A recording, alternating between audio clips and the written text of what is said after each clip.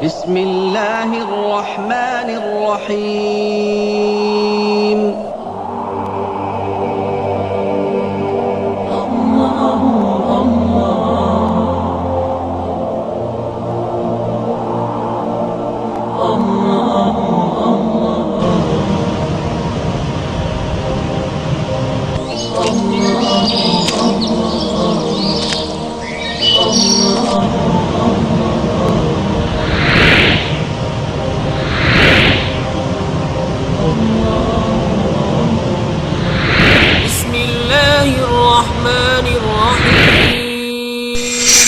كنتم خير أمة أخرجت للناس تأمرون بالمعروف وتنهون عن المنكر. تم بہتر ان سب امتوں میں جو لوگوں میں ظاہر ہوئیں، بھلائی کا حکم دیتے ہو اور برائی سے منع کرتے ہو. بسم اللہ الرحمن الرحیم.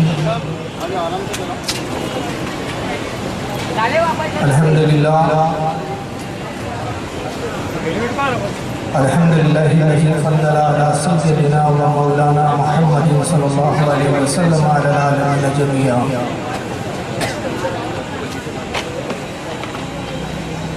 وأقامهم يوم القيامة للمذنبين المتلبسين الخطائين الحالقين شفيعا.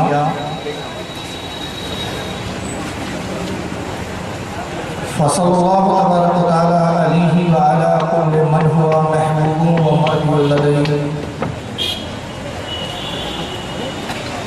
صلاة تبقى وتدوم لدوام الملك الحي القيوم. ونشهد لا إله إلا الله وحده لا شريك له ونشهد أن سيدنا ومولانا محمدا عبده ورسوله بالهدى ودين الحق أرسله. أعوذ بالله من الشيطان الرجيم. بسم الله الرحمن الرحيم. يا أيها الذين آمنوا اتقوا الله وكونوا مع الصادقين. صدق الله العظيم. إن الله وملائكته يصلون على النبي يا أيها الذين آمنوا صلوا عليه وسلموا تسليما. اللهم صل على سيدنا مولانا جد الحسن والحسين وعلى آله وأصحابه وبارك وسلم. صلاۃ و سلام علیک یا رسول اللہ صلی اللہ تعالیٰ علیہ وسلم.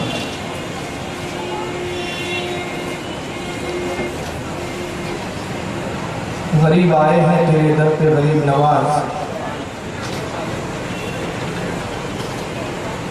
غریب آئے ہیں تیرے در پہ غریب نواز. کرو غریب نوازی میرے غریب نواز. اور تمہارے در کی یہ کرامت بارہا دیکھی. تمہارے در کی یہ کرامت بارہا دیکھی. غریب آئے اور ہو گئے غریب نواز. معزز سامعین اکرام، آج کی یہ بزم سلطان الہند فخر ہندوستان خواجہ خواجگان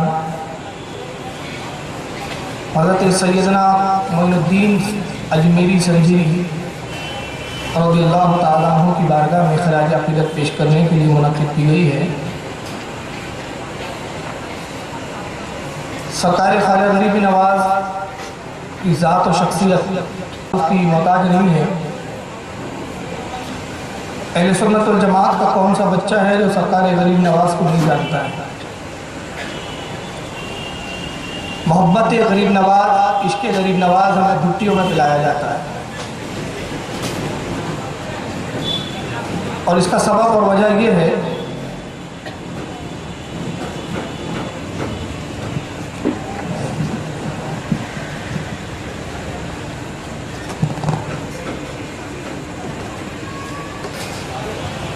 کیا وجہ ہے کہ ہم ہر سال سرکاری غریب نواز کا تذکرہ کرتے ہیں، ان کا ذکر کرتے ہیں. ہمارے رشتہ دار نہیں ہیں، ہمارا کوئی خاندانی تعلق نہیں ہے، تو پھر سبب کیا ہے؟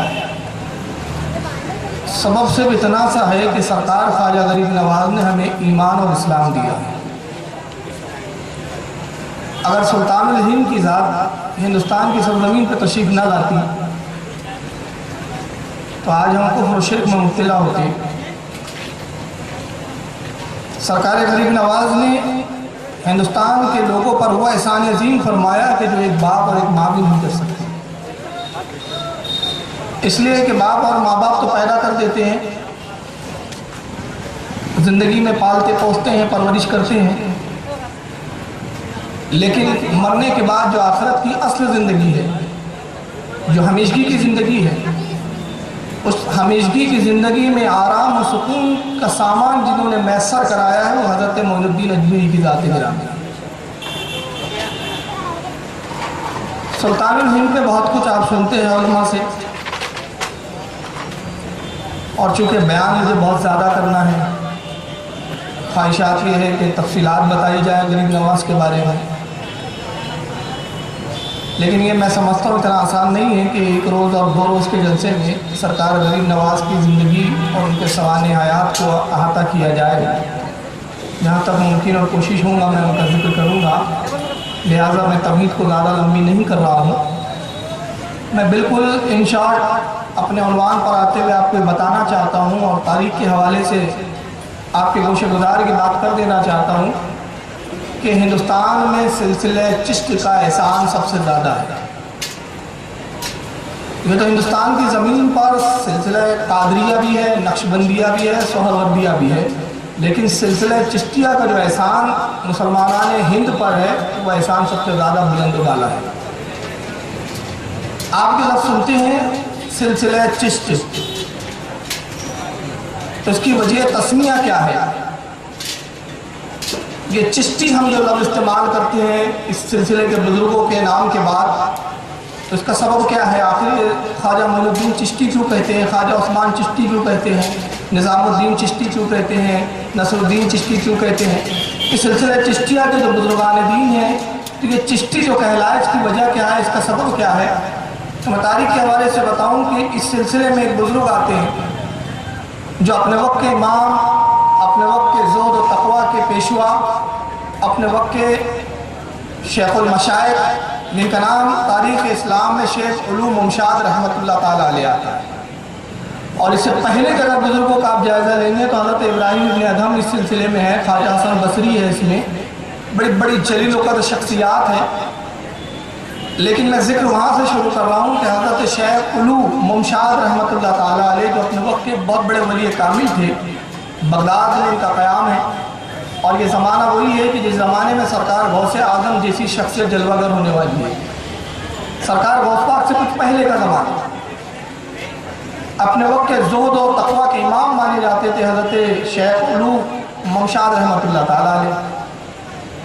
ان کی بارگاہ میں نشاپور کا ایک نوجوان حاضر ہوتا ہے، اور نشاپور کا یہ نوجوان جو آ رہا ہے یہ اپنے وقت کا امام وقت ہے، عالم دین ہے، عالم بعمل ہے، متقی و پرہیزگار ہے، علوم حدیث، علوم فقہ پہ مہارت تامہ رکھتا ہے. جب بارگاہ شیخ حضرت علوم ممشاد کی خدمت میں پہنچتا ہے، عرض کرتا ہے کہ حضور علم ظاہر تو میں نے حاصل کر لیا، علم باطن کے اصول کے لیے آپ کی بارگاہ میں حاضر ہوا. علم کی آگاہی اور اس کی گہرائی کی حقیقت شناسی کے لیے میں آپ کی خدمت میں حاضر ہوا. میں آپ کی غلامی میں آنا چاہتا ہوں، آپ مجھے مرید فرمائیے. حضرت شیخ علوم ممشاد رحمۃ اللہ علیہ نے مرید فرمایا اس نوجوان کو جو نشاپور کا نوجوان تھا، اور پھر اس کے بعد ارشاد فرمایا کہ نوجوان تمہارا نام کیا ہے؟ انہوں نے کہا حضور میرا نام ابو اسحاق شامی ہے، اس لیے کہ میں ملک شام میں پیدا ہوا جس کو آپ سیریا کہتے ہیں. ملک شام میری پیدائش ہے، اس کی نسبت سے میں اپنے نام کے آگے ابو اسحاق شامی لگاتا ہوں. حضرت نے ارشاد فرمایا کہ ہرات کے شہر چشت کی ہم نے قطبیت تمہیں عطا کی، ہرات کے شہر چشت کی طرف کوچ کرو اور وہاں پہ قطبیت کے ذمہ داری کو سنبھالو. اور اس شہر کی چونکہ ہم نے تمہیں قطبیت عطا کی، وہاں کی ولایت عطا کی، لہٰذا اس گاؤں اور اس قصبے کی مناسبت سے آج سے تمہارا نام ابو اسحاق شامی نہیں بلکہ ابو اسحاق چشتی ہوگا. چشت یہ ہرات کا شہر ہے اور ہرات کا پرانا نام ہے. اب یہ شہر افغانستان میں شامل ہو چکا ہے، اس وقت یہ افغانستان میں آتا ہے. یہ اس کا قصبہ ہے چشت. چنانچہ وہاں کی قطبیت ملی، لہٰذا حضرت ابو اسحاق رحمۃ اللہ تعالیٰ علیہ وہاں سے چشتی مشہور ہوئے. اب اس سلسلے میں جتنے بزرگان دین بعد میں آتے رہے سب اپنے آگے نام کی نسبت میں چشتی لگاتے رہے. یہ ہے چشتی ہونے کی نسبت. حضرت خواجہ ابو اسحاق شامی رحمۃ اللہ علیہ کے بعد ان کے خلیفہ اور ان کے مرید حضرت ابو احمد ابدالی رحمۃ اللہ تعالیٰ. ابھی سب ایک ایک کے حالات میں بتاؤں گا تو کافی وقت لگ جائے گا. میں صرف 3 شخصیات کا ذکر کروں گا اور اس کے بعد میں خواجہ غریب نواز پر آ جاؤں گا. اگر ایک ایک شخصیت پر میں بات کروں تو مجھے لگتا ہے کہ ایک ایک بیان کرنے کی ضرورت پڑے گی. تو پھر یہ سلسلہ چشتیہ کے بزرگوں کے لیے ہمیں جیسے محرم میں ہم 10 روز تقریر کرتے ہیں اس کے لیے بھی شاید 10 دن لگ جائے کیونکہ اس بارے میں اتنی معلومات ہے. کتابوں کے یہاں ذخیرے ہیں الحمدللہ. شیخ احمد ابدالی کے خلیفہ ہے حضرت ابو محمد ابدال. یہ سب اپنے وقت کے آفتاب و مہتاب ہیں ولایت اور سب اپنے وقت کے وہ ہیں کہ جن کی تاریخ آپ پڑھیں تو ایک زرین باب ہے یہ تاریخ اسلام. ان کی خدمات اور کل میں انشاءاللہ بتاؤں گا کہ سلسلہ چشتیہ کی ہندوستان میں کیا خدمات رہی ہے اور آج اس خدمات کا کتنا مذاق اڑایا جا رہا ہے. اور لوگ غریب نواز کی اس خدمات کے متعارف نہیں ہیں. کچھ لوگ کچھ جماعتیں کچھ فرقے کل میں انشاءاللہ دکھاؤں گا آپ کو.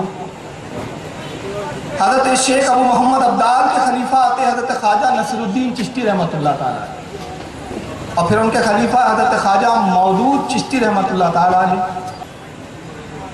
نیشاپور کا شہر ہے جہاں پر حضرت امام مسلم کی پیدائش ہوئی جو علم حدیث کے اپنے وقت کے امام تھے اور صحیح ستہ میں بخاری کے بعد جن کی کتاب مسلم سب سے مستند ترین کتاب مانی جاتی ہے. اسی شہر نیشاپور میں حضرت خواجہ عثمان ہارونی اس شہر کے ایک محلے جس کا نام ہارون ہے اس ہارون علاقے میں پیدا ہوتے ہیں. اس نسبت سے آپ کے نام کے آگے خواجہ عثمان ہارونی چشتی نسبت لگائی جائے. 536 ہجری میں حضرت خواجہ عثمان ہارونی کی ولادت نیشاپور. خواجہ عثمان ہارونی اپنے وقت کے ولی کامل تھے اور سیار الاولیاء جو حضرت سیدنا محمد بن مبارک رحمۃ اللہ تعالیٰ علیہ کی کتابیں یہاں رکھی ہوئی ہے جس کے لکھنے والے حضرت سیار الاولیاء جس کے لکھنے والے حضرت خواجہ نظام الدین اولیاء کے خلیفہ حضرت سید محمد ابن مبارک کرمانی رحمۃ اللہ تعالیٰ علیہ وہ اپنی کتاب میں فرماتے ہیں کہ حضرت خواجہ عثمان ہارونی کا عالم یہ تھا کہ 16 سال کی عمر میں تمام علوم آپ نے پورے مکمل فرما لیے. 16 سال میں آپ اپنے وقت کے جلیل و قدر امام بن چکے تھے. جلیل و قدر عالم دین آپ ہو چکے تھے. فارغ التحصیل ہو چکے تھے. علم حدیث علم فقہ اصول حدیث اور اس وقت کے جتنے مروجہ علوم تھے سب حضرت خواجہ عثمان ہارونی 16 سال میں مکمل فرمائے. زہد و تقوی کا یہ عالم تھا حضرت خواجہ عثمان ہارونی رحمۃ اللہ تعالیٰ علیہ کا کہ روزانہ ایک قرآن عظیم ختم فرمایا کرتے. حضرت امام محمد ابن مبارک رحمۃ اللہ علیہ سیار الاولیاء اس کے اندر فرماتے ہیں اور ایک دوسرا حوالہ آپ اور سن لیں مونس الاربع صفحہ نمبر 26. مونس الاربع کی تصنیف ہے شہزادی بیگم جہارہ جو حضرت اورنگزیب عالمگیر رحمۃ اللہ تعالیٰ علیہ کی سگی بہن ہے. اپنے وقت کی رابعہ بصریہ ہے اپنے وقت کی عابدہ اور زاہدہ ہے. چنانچہ جہارہ بیگم اپنی کتاب مونس الاربع میں نقل کرتی ہیں کہ حضرت خواجہ عثمان ہارونی کے زہد و تقوی کا یہ عالم تھا کہ 70 سال تک مسلسل آپ نے ایک دن روزہ رکھا اور ایک دن آپ افطار سے رہے. یعنی 35 سال آپ روزے سے رہے مکمل اور 70 سال تک روزانہ قرآن عظیم ختم کرتے تھے. سال میں ہوتے 365 دن. 365 دن کو آپ 70 سے جب ضرب دیں گے تو 25,550 مرتبہ قرآن عظیم آپ نے ختم کروایا. یہ آپ کی عبادت اور زہد کا اور تقوی کا عالم تھا. چنانچہ خزینۃ الاصفیاء جس کے لکھنے والے حضرت مفتی غلام سرور لاہوری رحمۃ اللہ تعالیٰ علیہ اپنی کتاب میں خزینۃ الاولیاء صفحہ نمبر 254 جلد نمبر 1 میں فرماتے ہیں کہ 16 سال کی عمر میں حضرت خواجہ عثمان ہارونی رحمۃ اللہ تعالیٰ علیہ حضرت شیخ شریف زدنی رحمۃ اللہ علیہ کی خدمت میں جاتے ہیں. اور شیخ شریف زندگی رحمۃ اللہ علیہ حضرت خواجہ مسعود چشتی رحمۃ اللہ علیہ کے خلیفہ ہیں۔ ابھی میں شیخ زندی رحمۃ اللہ علیہ کا تذکرہ چھوڑ رہا ہوں، وجہ یہ ہے کہ وقت بہت زیادہ ہو جائے گا اگر ایک بزرگ کا میں تذکرہ تفصیلاً کروں۔ غرض کے خواجہ عثمان ہارونی ان سے مرید ہوئے، حضرت حاجی شیخ شریف زندی رحمۃ اللہ تعالیٰ علیہ سے 16 سال کی عمر میں خلافت سے نوازے جاتے ہیں، اور اپنے پیر و مرشد کی خدمت میں رہنے کے بعد کچھ عرصہ گزارنے کے بعد مرشد کی اجازت سے بیت و خلافت کا پروانہ لے کر آپ دنیا کی سیر و سیاحت کے لیے اور اسلام کی تبلیغ کے لیے نکلتے ہیں۔ خواجہ عثمان ہارونی کے ساتھ تقریباً 40 یا 45 مریدین کا جمگھٹا ہے، مختلف شہروں کے علاقوں میں جاتے ہیں اور اسلام کی تبلیغ فرماتے ہیں۔ چنانچہ ایک بستی میں آپ پہنچے، وہ دن وہ تھا جس دن خواجہ عثمان ہارونی رحمۃ اللہ علیہ روزہ رکھا کرتے تھے۔ افطار کا وقت ہوا، آپ نماز مغرب کے لیے ابھی تیاری فرما رہے ہیں تو اپنے مرید کو بلایا اور فرمایا کہ جاؤ افطار کے لیے کچھ کھانا تیار کرو، جب تک ہم وضو وغیرہ کر لیتے ہیں۔ چنانچہ نماز عصر ادا کی آپ نے، اور ادھر یہ مرید افطار کی تیاری کے لیے عصر کی نماز پڑھنے کے بعد کھانے کی تیاری میں مصروف ہوا۔ اب ضرورت پڑی آگ کی، آگ جلانا ہے، تو اس زمانے میں ماچس تو تھی نہیں کہ ماچس لیا اور جلایا اور آگ روشن ہو گئی۔ دو طریقے تھے کہ کہیں آگ روشن ہو رہی ہو، جل رہی ہو تو وہاں سے لکڑی لائیے پھر اپنی آگ روشن کیجیے، اور دوسرا یہ کہ دو پتھروں کو آپس میں ٹکرا کے، جس کو چکمک کہتے ہیں، اس پتھر کو ٹکرا کے آگ پیدا کی جاتی ہے۔ اب چکمک تھا نہیں، وہ پتھر تھا نہیں جس سے آگ پیدا کی جاتی ہے۔ چنانچہ یہ مرید آگ کی تلاش میں نکلتا ہے، اور جب بہت دور جنگل کے آگے نکلا تو ایک آبادی نظر آئی، دیکھا آگ کے شعلے بلند ہو رہے ہیں، آبادی میں داخل ہوا، اور جب معلوم ہوا تو پتہ چلا کہ یہاں ایک بہت بڑا آتش کدہ ہے، اور تقریباً 40,000 کی آبادی ہے جو آتش پرست ہے، آگ کی پوجا کرتی ہے۔ معبود انہوں نے اپنے آگ بنایا ہوا ہے، آس پاس کے جتنے اطراف کے گاؤں والے ہیں کہ سب آتش پرست ہیں، یہاں پہ عبادت کے لیے آتے ہیں، اور 20 بیل گاڑیاں بھر کے روزانہ لکڑیاں جلائی جاتی ہے یہاں، اتنا بڑا آتش کدہ۔ خواجہ عثمان ہارونی رحمۃ اللہ تعالیٰ علیہ کا مرید پہنچتا ہے، کہتا ہے کہ آگ دیجیے، آگ دیجیے، مجھے آگ کی ضرورت ہے۔ تو جو لوگ وہاں پرستش کر رہے تھے، عبادت میں مصروف تھے، آ کے انہوں نے کہا ہمارا مکھیا وہ کھٹیا کے اوپر بیٹھا ہوا ہے، اس سے مانگو، ہمیں اجازت نہیں ہے کہ ہم اس آگ میں سے کچھ دیں۔ بہرحال المختصر وہ مکھیا کے پاس پہنچا، جس کا نام تاریخ میں مکشیا آتا ہے۔ مکشیا سے کہتا ہے کہ مکھیا جی آپ آگ عطا کر دیجیے۔ انہوں نے کہا نہیں، ہم یہ آگ نہیں دے سکتے، اور آگ اس لیے نہیں دے سکتے کہ یہ آگ ہماری معبود ہے، جس کی ہم عبادت کرتے ہیں، اس کے جز کو، اس کے حصے کو ہم کیسے تجھے دے سکتے؟ یہ ہمارے معبود کی توہین ہے، یہ ہماری عبادت کے آداب کے خلاف ہے، ہم آگ نہیں دے سکتے۔ چنانچہ یہ ہوا کہ مرید ناکام اور مایوس لوٹا۔ ادھر خواجہ عثمان ہارونی عصر کی نماز سے فارغ ہو چکے تھے۔ ارشاد فرمایا کیا ہوا؟ کھانے کی تیاری نہیں ہوئی؟ عرض کیا حضور کیا کریں، آگ کا انتظام نہیں ہوا، پاس ہی آتش پرستوں کی آبادی ہے، لیکن عالم یہ ہے کہ وہ آگ دینے کے لیے تیار نہیں ہے۔ آپ فرماتے آؤ ہمارے ساتھ چلو، ہم تجھے آگ دلوا دیتے ہیں۔ اب سرکار خواجہ عثمان ہارونی رحمۃ اللہ تعالیٰ علیہ اپنے مریدوں کے ساتھ تشریف لے جاتے ہیں۔ مکھیا کے قریب پہنچے اور مکھیا سے کہا کہ اے مکھیا، یہ آگ تمہیں دینے میں کیا اعتراض ہے؟ تھوڑی سی آگ دے دو، اس میں تمہارا کیا جائے گا؟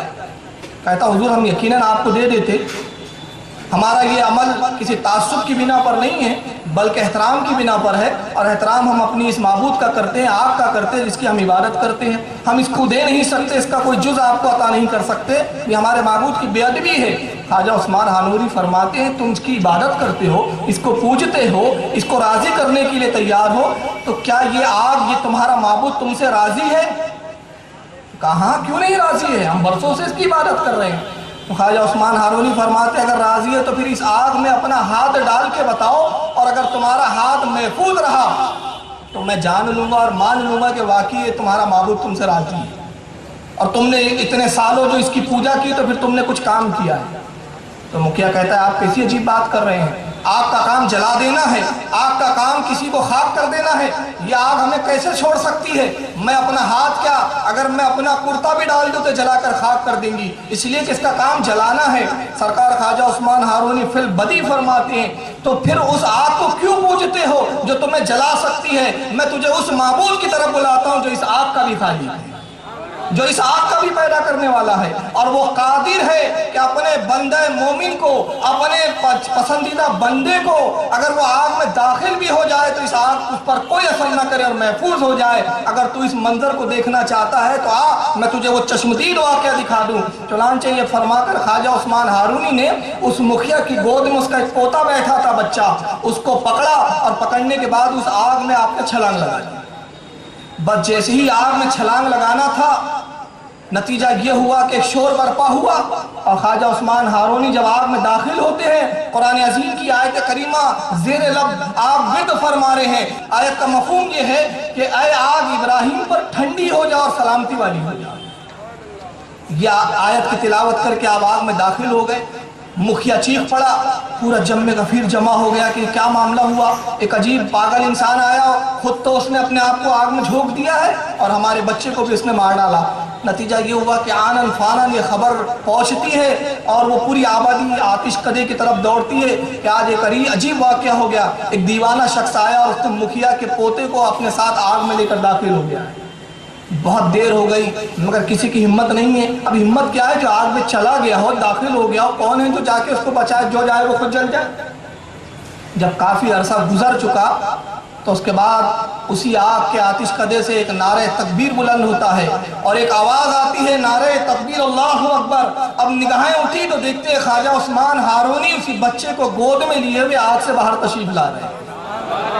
اس کے بعد فرمایا دیکھ، جب لوگوں نے دیکھا تو خواجہ عثمان ہارونی کو اس آگ نے جلانا تو بڑی دور کی بات ہے، آپ کا لباس اور آپ کے امامے کا ایک تار بھی نہیں جلا تھا۔ فرمایا اس رب کی کیوں نہیں عبادت کرتے جس نے مجھے یہ قوت اور طاقت عطا فرما دی کہ یہ آگ میرا کچھ نہ بگاڑ سکی۔ آؤ اس خدا بند قدوس کی طرف جو اس آگ کا بھی خالق ہے، جو تمہارا بھی پیدا کرنے والا ہے، تمہارے پہلے والوں کا بھی پیدا کرنے والا ہے اور جو بعد کا بھی پیدا کرنے والا ہے۔ آؤ اس معبود کی طرف۔ جیسے ہی آپ نے تبلیغ فرمائی، پوری قوم سجدہ ریز ہوتی ہے اور کہتی ہے خواجہ عثمان ہارونی ہم نے مان لیا کہ جس کی قوتوں کا یہ عالم ہے کہ آگ اس کو نہ جلائے، اس کے پروردگار کی قوتوں کا کیا عالم ہوگا۔ وہی اسلام سچا ہے، یہی مذہب حق ہے۔ آئیے ہمیں اسلام میں داخل فرما لیجئے۔ پوری 40,000 کی آبادی اسلام میں داخل ہو جاتی ہے۔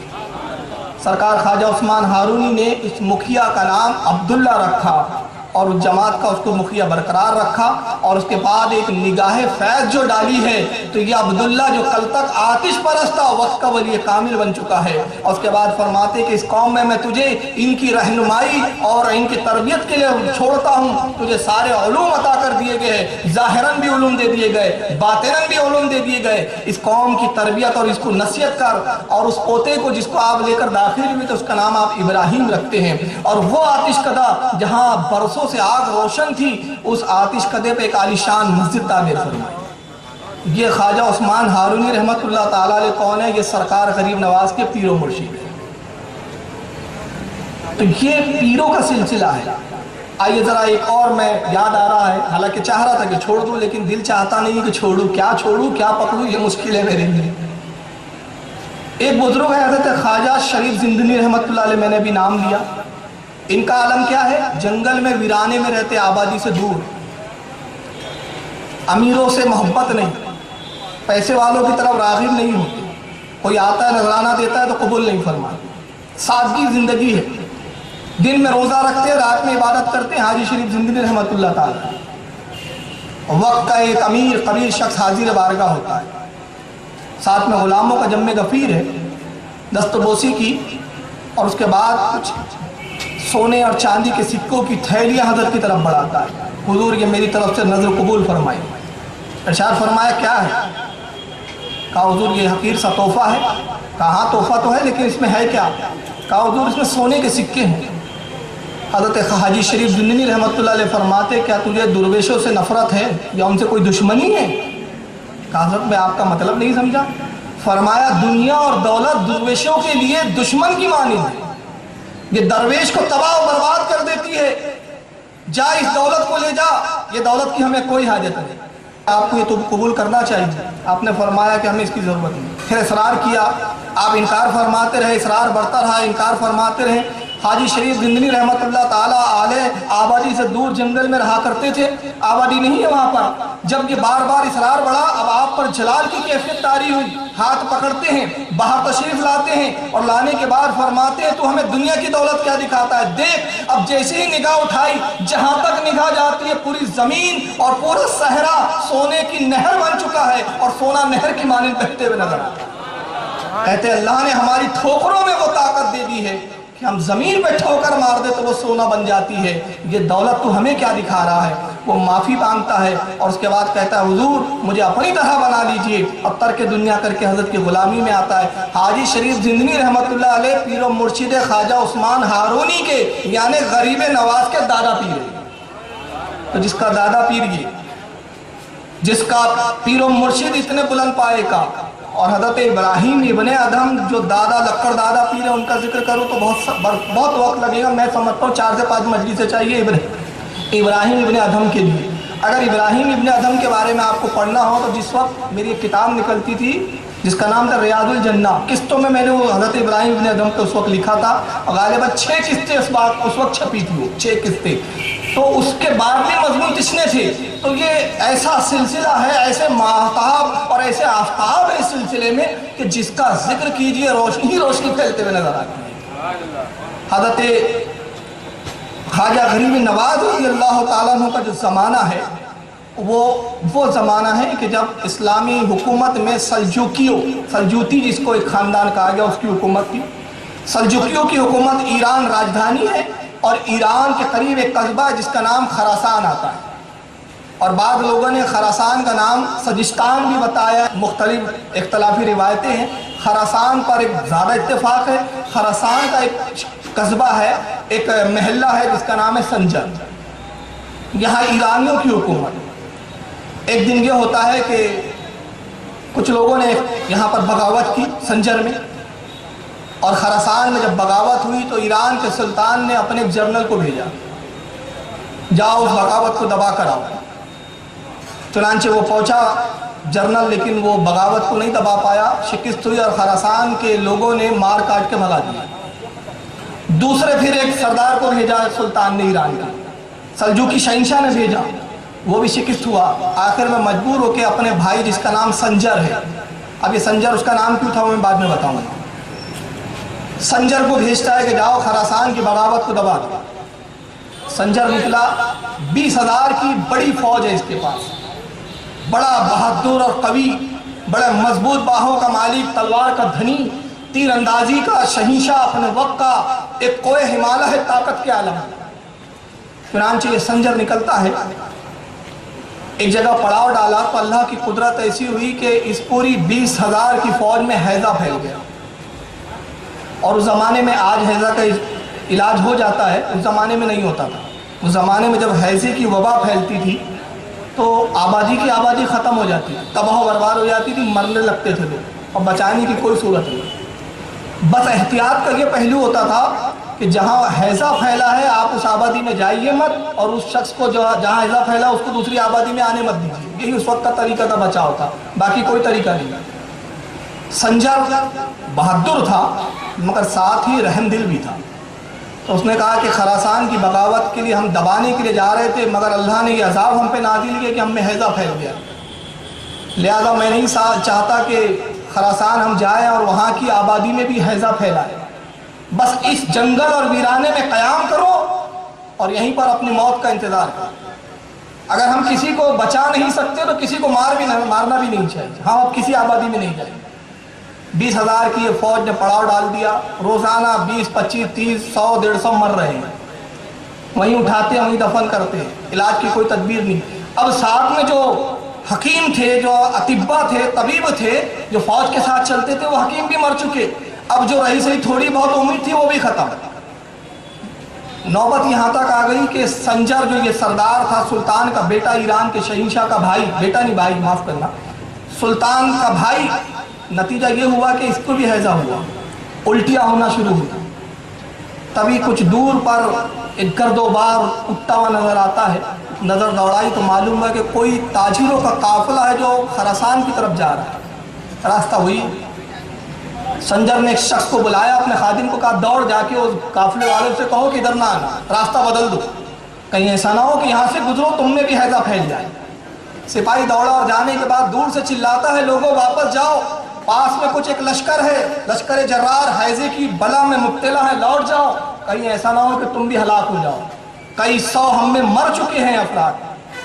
اس لشکر میں سے ایک نوجوان باہر نکلتا ہے، حسین و جمیل چہرہ، خوبصورت لباس، خوبصورت زلفیں، سنت کے مطابق لباس ہے، سر پہ امامہ ہے، زلفیں کانوں تک لٹک رہی ہے، حسن و جمال کا ایک پیکر۔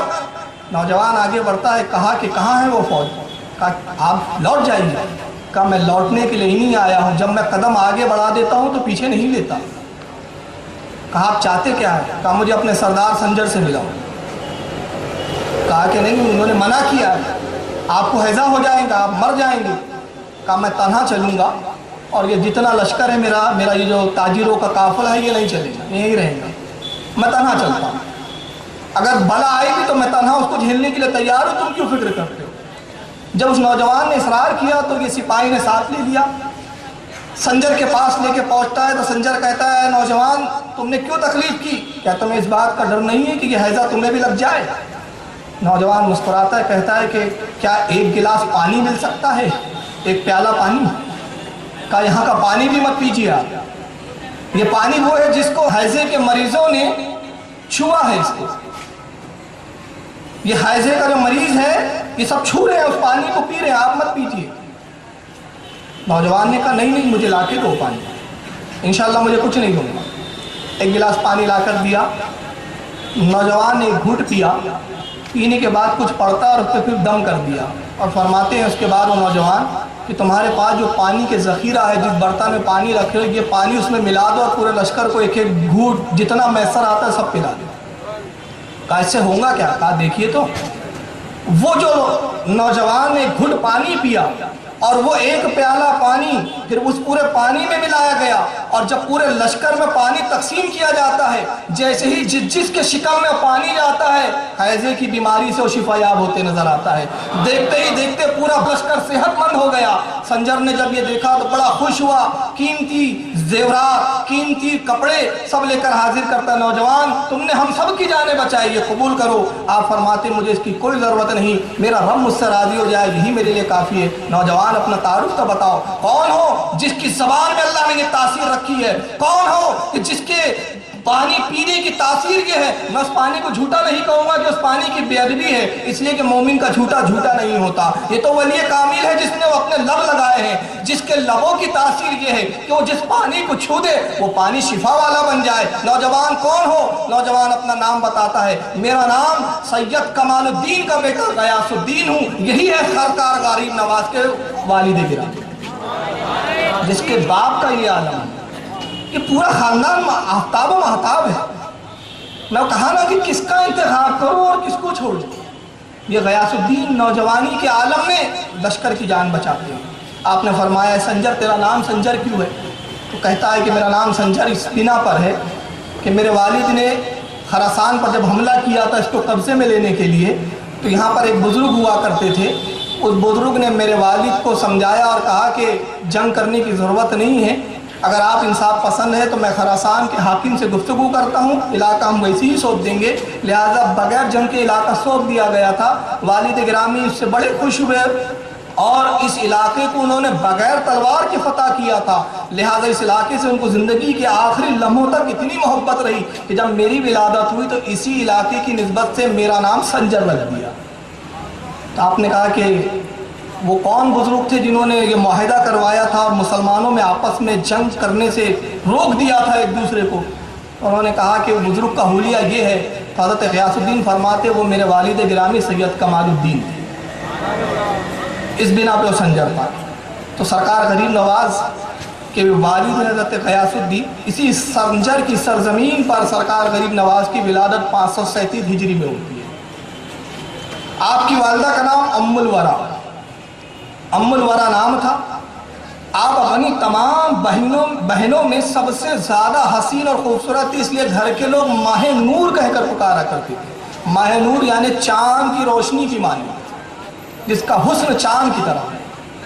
آپ فرماتی ہے ام الورا سیر الاقطاب جو ایک کتاب ہے اس کے اندر یہ واقعہ نقل کیا. اس کتاب کے مصنف ہیں حضرت علامہ مولانا الشاہ شیخ الاسلام اللہ دیا چشتی رحمۃ اللہ تعالیٰ. ان میں جتنے حوالے دے رہا ہوں یہ سب مستند کتابوں سے.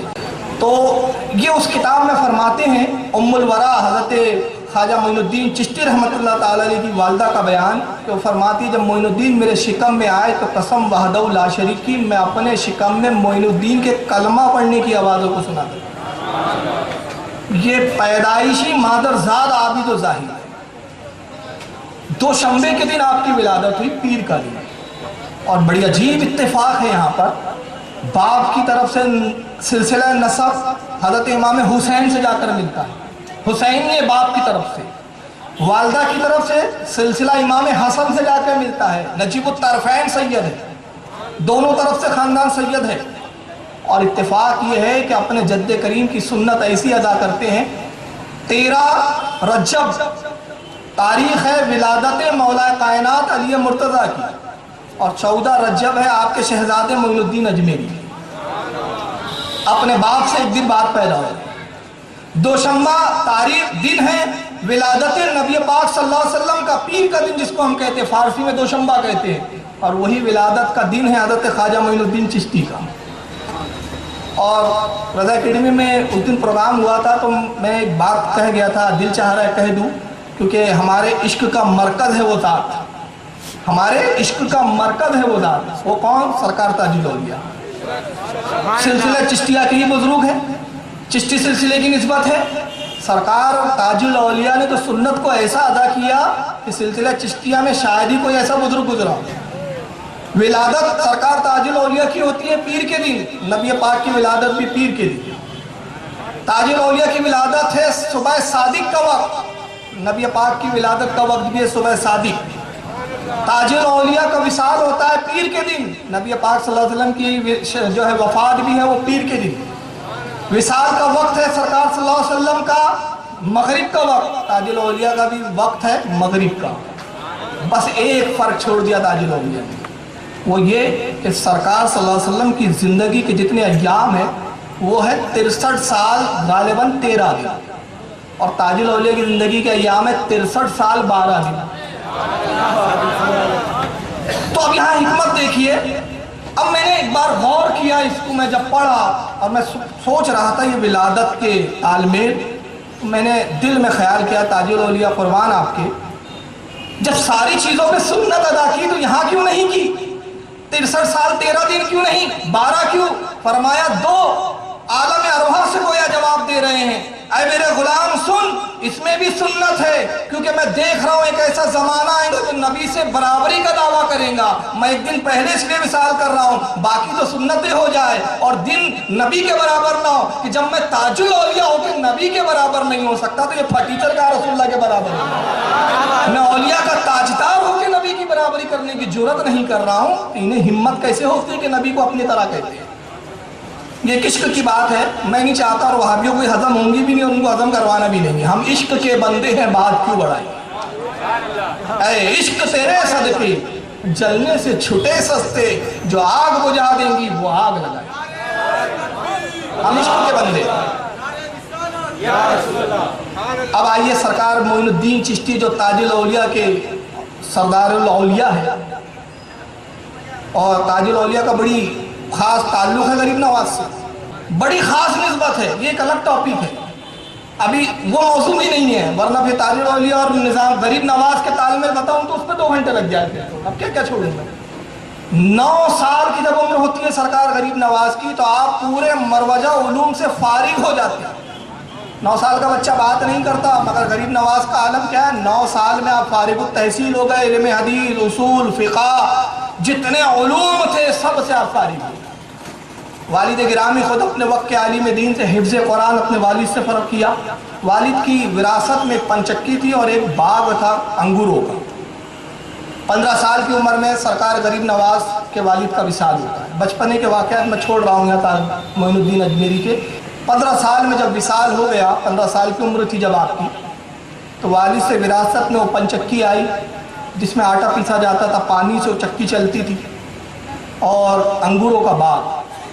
اب یہ ایک نئی چیز بتا رہا ہوں اور اس کے لیے میں حوالہ دے دوں سیرت غریب نواز جو حضرت علامہ مولانا عبدالرحیم قادری کی تصنیف ہے، اور حضرت خواجہ محمد بندہ گیسو دراس رحمۃ اللہ تعالیٰ علیہ حضرت نصر الدین چراغ دہلوی سے روایت کرتے ہیں۔ اس میں نقل کرتے ہیں کہ جب غریب نواز 15 سال کی عمر میں باغ میں جب جانے لگے تو آپ کی عادت کیا ہے؟ آپ باغ میں داخل ہوتے تو قرآن کی تلاوت کرتے ہوئے داخل ہوتے ہیں، پھر ایک درخت کے نیچے بیٹھ جاتے ہیں اور جتنا جی چاہتا ہے تلاوت قرآن کرتے، بہترین انداز میں قرأت فرماتے ہیں، اور اس کے بعد پھر آپ چاہتے اٹھتے پھر دیکھیں کہ چلو باغ کو صاف صفائی کریں، باغ کی دیکھ ریکھ کریں، تو بڑے متعجب ہوتے کہ باغ پہلے سے صاف ستھرا ہے، اور جب پھل پک جاتے تو آپ چاہتے کہ میں جاؤں اور پھل توڑوں تو پھل خود بخود ٹوٹ کے ٹوکروں میں گرنے لگتے، ٹوکرے ہوا میں بلند ہو رہے ہیں، پھل اس میں گر رہے ہیں، کوئی اٹھانے والا نظر نہیں آ رہا ہے۔ بڑے متعجب ہوئے۔ کچھ دن تو یہ ماجرا رہا، اپنی والدہ سے آپ کہتے رہے یہ بات، والدہ کوئی جواب نہ دے سکی۔ ایک دن والدہ کہتی کہ معین الدین اب ایسا منظر دکھے تو تم پکارنا کہ تم جو بھی ہو اپنے آپ کو ظاہر کیوں نہیں کرتے۔ ماں کی نصیحت پہ عمل کیا، پہنچے دیکھا تو پھل ٹوٹ رہے ہیں، ٹوکروں میں جمع ہو رہے ہیں، باغ میں جو پتیاں سوکھ کے گری ہوئی ہیں وہ خود صفائی ہو رہی ہے مگر صفائی کرنے والا نظر نہیں آتا۔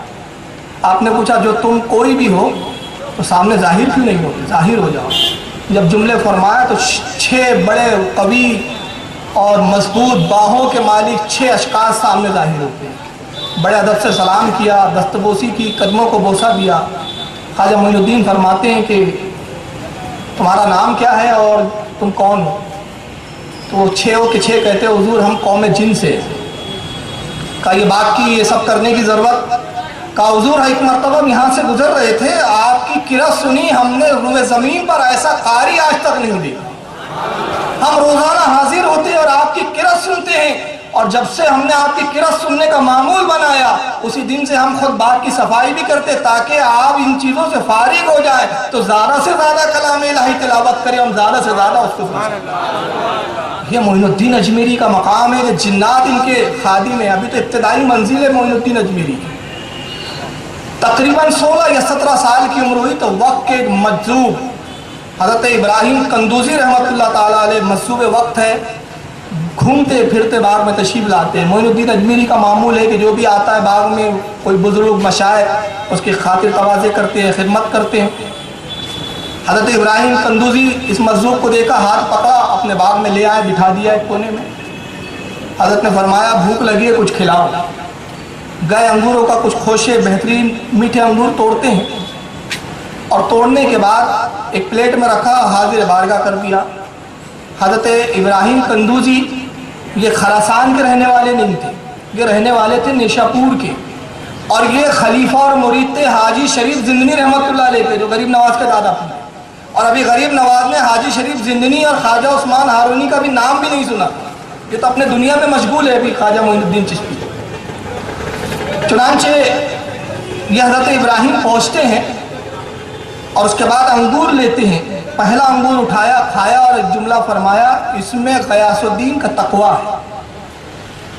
پھر دوسرا انگور اٹھایا، پھر کھایا، کہا اس میں ام الورا کا زہد ہے، زہد کہتے عبادت کی اعلیٰ منزل۔ پھر ایک انگور اٹھایا، اس کو پھر کھایا اور فرمایا اس میں معین الدین کی محنت کا ثمرہ ہے۔ بڑے متعجب ہوئے، کہتے ہیں حضور میں آپ کو جانتا نہیں، آپ کو بزرگ سمجھ کے بعد میں لے آیا، آپ میرے باپ کو بھی جانتے ہیں، میری والدہ کو بھی جانتے ہیں، مجھے بھی جانتے ہیں، یہ معاملہ آپ سمجھائیے کیسے آپ مجھے جانتے ہیں؟ فرمایا معین الدین ہم تو اس سے زیادہ بہت کچھ جانتے ہیں، اور ہم تو وہ چیزیں دیکھ رہے ہیں جو ابھی تمہاری نگاہوں سے پوشیدہ ہے۔ عنقریب وہ وقت آنے والا ہے کہ تم پر سب کچھ ظاہر کر دیا جائے گا۔ اس کے بعد ایک ان کے پاس تھیلی تھی پھٹی پرانی سی، اس میں سے خلی نکالتے ہیں۔ اب یہ لفظ فارسی کا خلیل، خلی، اب یہ خلی کیا ہے؟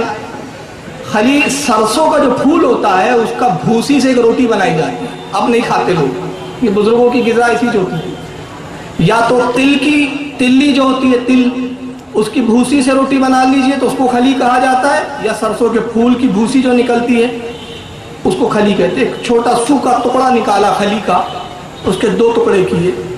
کہتے ہیں معین الدین حاجی شریف زندنی نے مجھ سے کہا تھا، یہ ٹکڑا روٹی کا دیا تھا، کہا کہ یہ اس شخص کا حق ہے جو اس کے لائق ہے، اور ابراہیم اس کو تلاش کر، جب تو اس کو پالے گا تو خود جان جائے گا کہ اس کا حقدار کون ہے، یہ اس کو عطا کر دے گا۔ آج میرا دل کہہ رہا ہے کہ اس کے حقدار تم ہی ہو، لو اس ٹکڑے کو کھا لو، تم نے ہماری خاطر کی، ہمارا بھی فرض ہے کہ ہم تمہاری کچھ خدمت کریں۔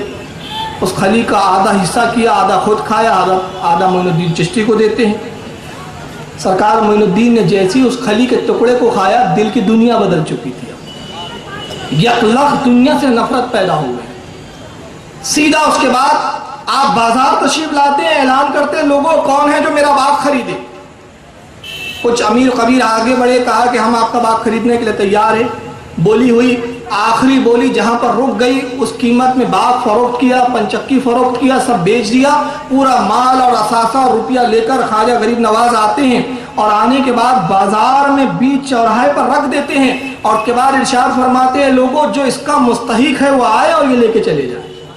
پورا اللہ کی راہ میں خرچ کر دیا۔ یہاں سے بات اور ایک ذہن ملتا ہے کہ بزرگیت کی ابتدا ترک دنیا سے شروع ہوتی ہے، اور یہ ناممکن ہے کہ کوئی عیش و عشرت میں بھی رہے اور سمجھے کہ میں اللہ کا ولی ہوں، میں بزرگ ہوں، یہ ممکن نہیں ہے۔ ایک میان میں دو تلوار نہیں رہ سکتی۔ اس کے لیے میں ایک حوالہ بھی دے دیتا ہوں، میں حوالے سے بات کرتا ہوں۔ عوارف المعارف، یہ کتاب ہے حضرت خواجہ سہروردی رحمۃ اللہ تعالی علیہ۔ یہ کتاب وہ ہے جو بارگاہ غوث اعظم میں پیش کی گئی ہے۔ تصوف کی وہ معرکۃ الآراء کتاب ہے عوارف المعارف، الحمدللہ میرے پاس موجود ہے وہ کتاب، جو دلچسپی رکھتے ہیں اس کا مطالعہ کریں۔ نظام الدین اولیاء فرماتے ہیں، خواجہ نظام الدین اولیاء، جس نے عوارف المعارف نہیں پڑھا اس نے تصوف کی تے کو بھی نہیں سمجھا، اور آپ اپنی مجلس میں درد دیتے رہے۔ عوارف المعارف میں شیخ شہاب الدین سہروردی رحمۃ اللہ علیہ کیا فرماتے ہیں؟ ولایت کے 100 درجے ہیں، ولایت کے 100 درجے ہیں، ہر درجے کی ابتدا ترک دنیا سے شروع ہوتی ہے، دنیا کو چھوڑ۔ تو آپ دیکھیں گے جتنے اولیاء گزرے ہیں، جب وہ ولایت کی منزلوں پہ قدم رکھتے ہیں تو سب سے پہلے دنیا ترک کرتے ہیں۔ اور سلسلہ چشتیہ کو اگر آپ دیکھیں، خواجہ حضرت ابراہیم ابن ادہم ہے، یہ بلخ کے بادشاہ تھے اور شہنشاہ تھے، جب دنیا کو اور تخت کو ٹھوکر ماری ولایت کی اعلیٰ منزل پر فائز ہوئے۔ غریب نواز نے ٹھوکر ماری دولت کو، ولایت کی اعلیٰ منزل پر فائز ہوئے۔ حضرت خواجہ مخدوم اشرف جہانگیر سمنانی رحمۃ اللہ علیہ نے سمنا کو ٹھوکر ماری، تب ولایت کی اعلیٰ منزل پر پہنچے۔ یہ سلسلہ چشتیہ کی کڑی ملیں گی کہ اس سلسلے میں اپنے وقت کے تاجدار بھی ہیں، اپنے وقت کے شہنشاہ بھی ہیں، مگر جب ولایت کی منزلوں پہ قدم رکھتے ہیں تو پہلے دولت اور دنیا کو ٹھوکر مارتے ہوئے نظر آتے۔ سب کچھ فروخت کیا، اور اس کے بعد آپ خراسان سے نکلتے ہیں۔ جب خراسان سے آپ نکلے، ایک وادی میں آپ عبادت کر رہے ہیں، اور یہ زمانہ وہ ہے حضرت غریب نواز کی عمر 17 سال ہے اس وقت جب آپ نے باغ فروخت کر کے، حضرت غوث اعظم رضی اللہ تعالیٰ عنہ ضعیفی کا وقت ہے۔ اور یہاں ایک بات اور بتا دوں کہ سرکار غوث اعظم اور خواجہ معین الدین چشتی رحمۃ اللہ تعالیٰ علیہ رشتہ دار ہے۔ کس طرح سے حضرت غوث اعظم ماموں ہوتے ہیں خواجہ غریب نواز، اور رشتہ کیا ہے؟ سرکار غریب نواز کی والدہ ام الورا سگی چچازاد بہن ہے غوث اعظم کی، سگی چچازاد بہن، اس نسبت سے ماموں ہے کہ خراسان میں جن دنوں سرکار غریب نواز ریاضت اور مجاہدی کی منزلوں سے گزر رہے تھے، اسی زمانے میں سرکار غوث اعظم نے بغداد میں منبر پر اعلان فرمایا، میرا یہ قدم دنیا کے تمام اولیاء کی گردن پر ہے، میرا یہ قدم تمام اللہ کے ولیوں کی گردنوں پر ہے۔ جیسے ہی یہ اعلان فرمایا، اللہ تعالیٰ نے خواجہ حضرت غوث اعظم کی اس آواز کو تمام اولیاء تک پہنچایا۔ خراسان میں معین الدین اجمیری کے کانوں میں وہ آواز جاتی ہے، اور جب آواز پہنچی تو دنیا میں جتنے اولیاء تھے سب نے کہا بے شک آپ کا قدم ہمارے کاندھوں پر ہے، صدقت یا شیخ، آپ نے سچ فرمایا، آپ کا قدم ہمارے کاندھوں پر۔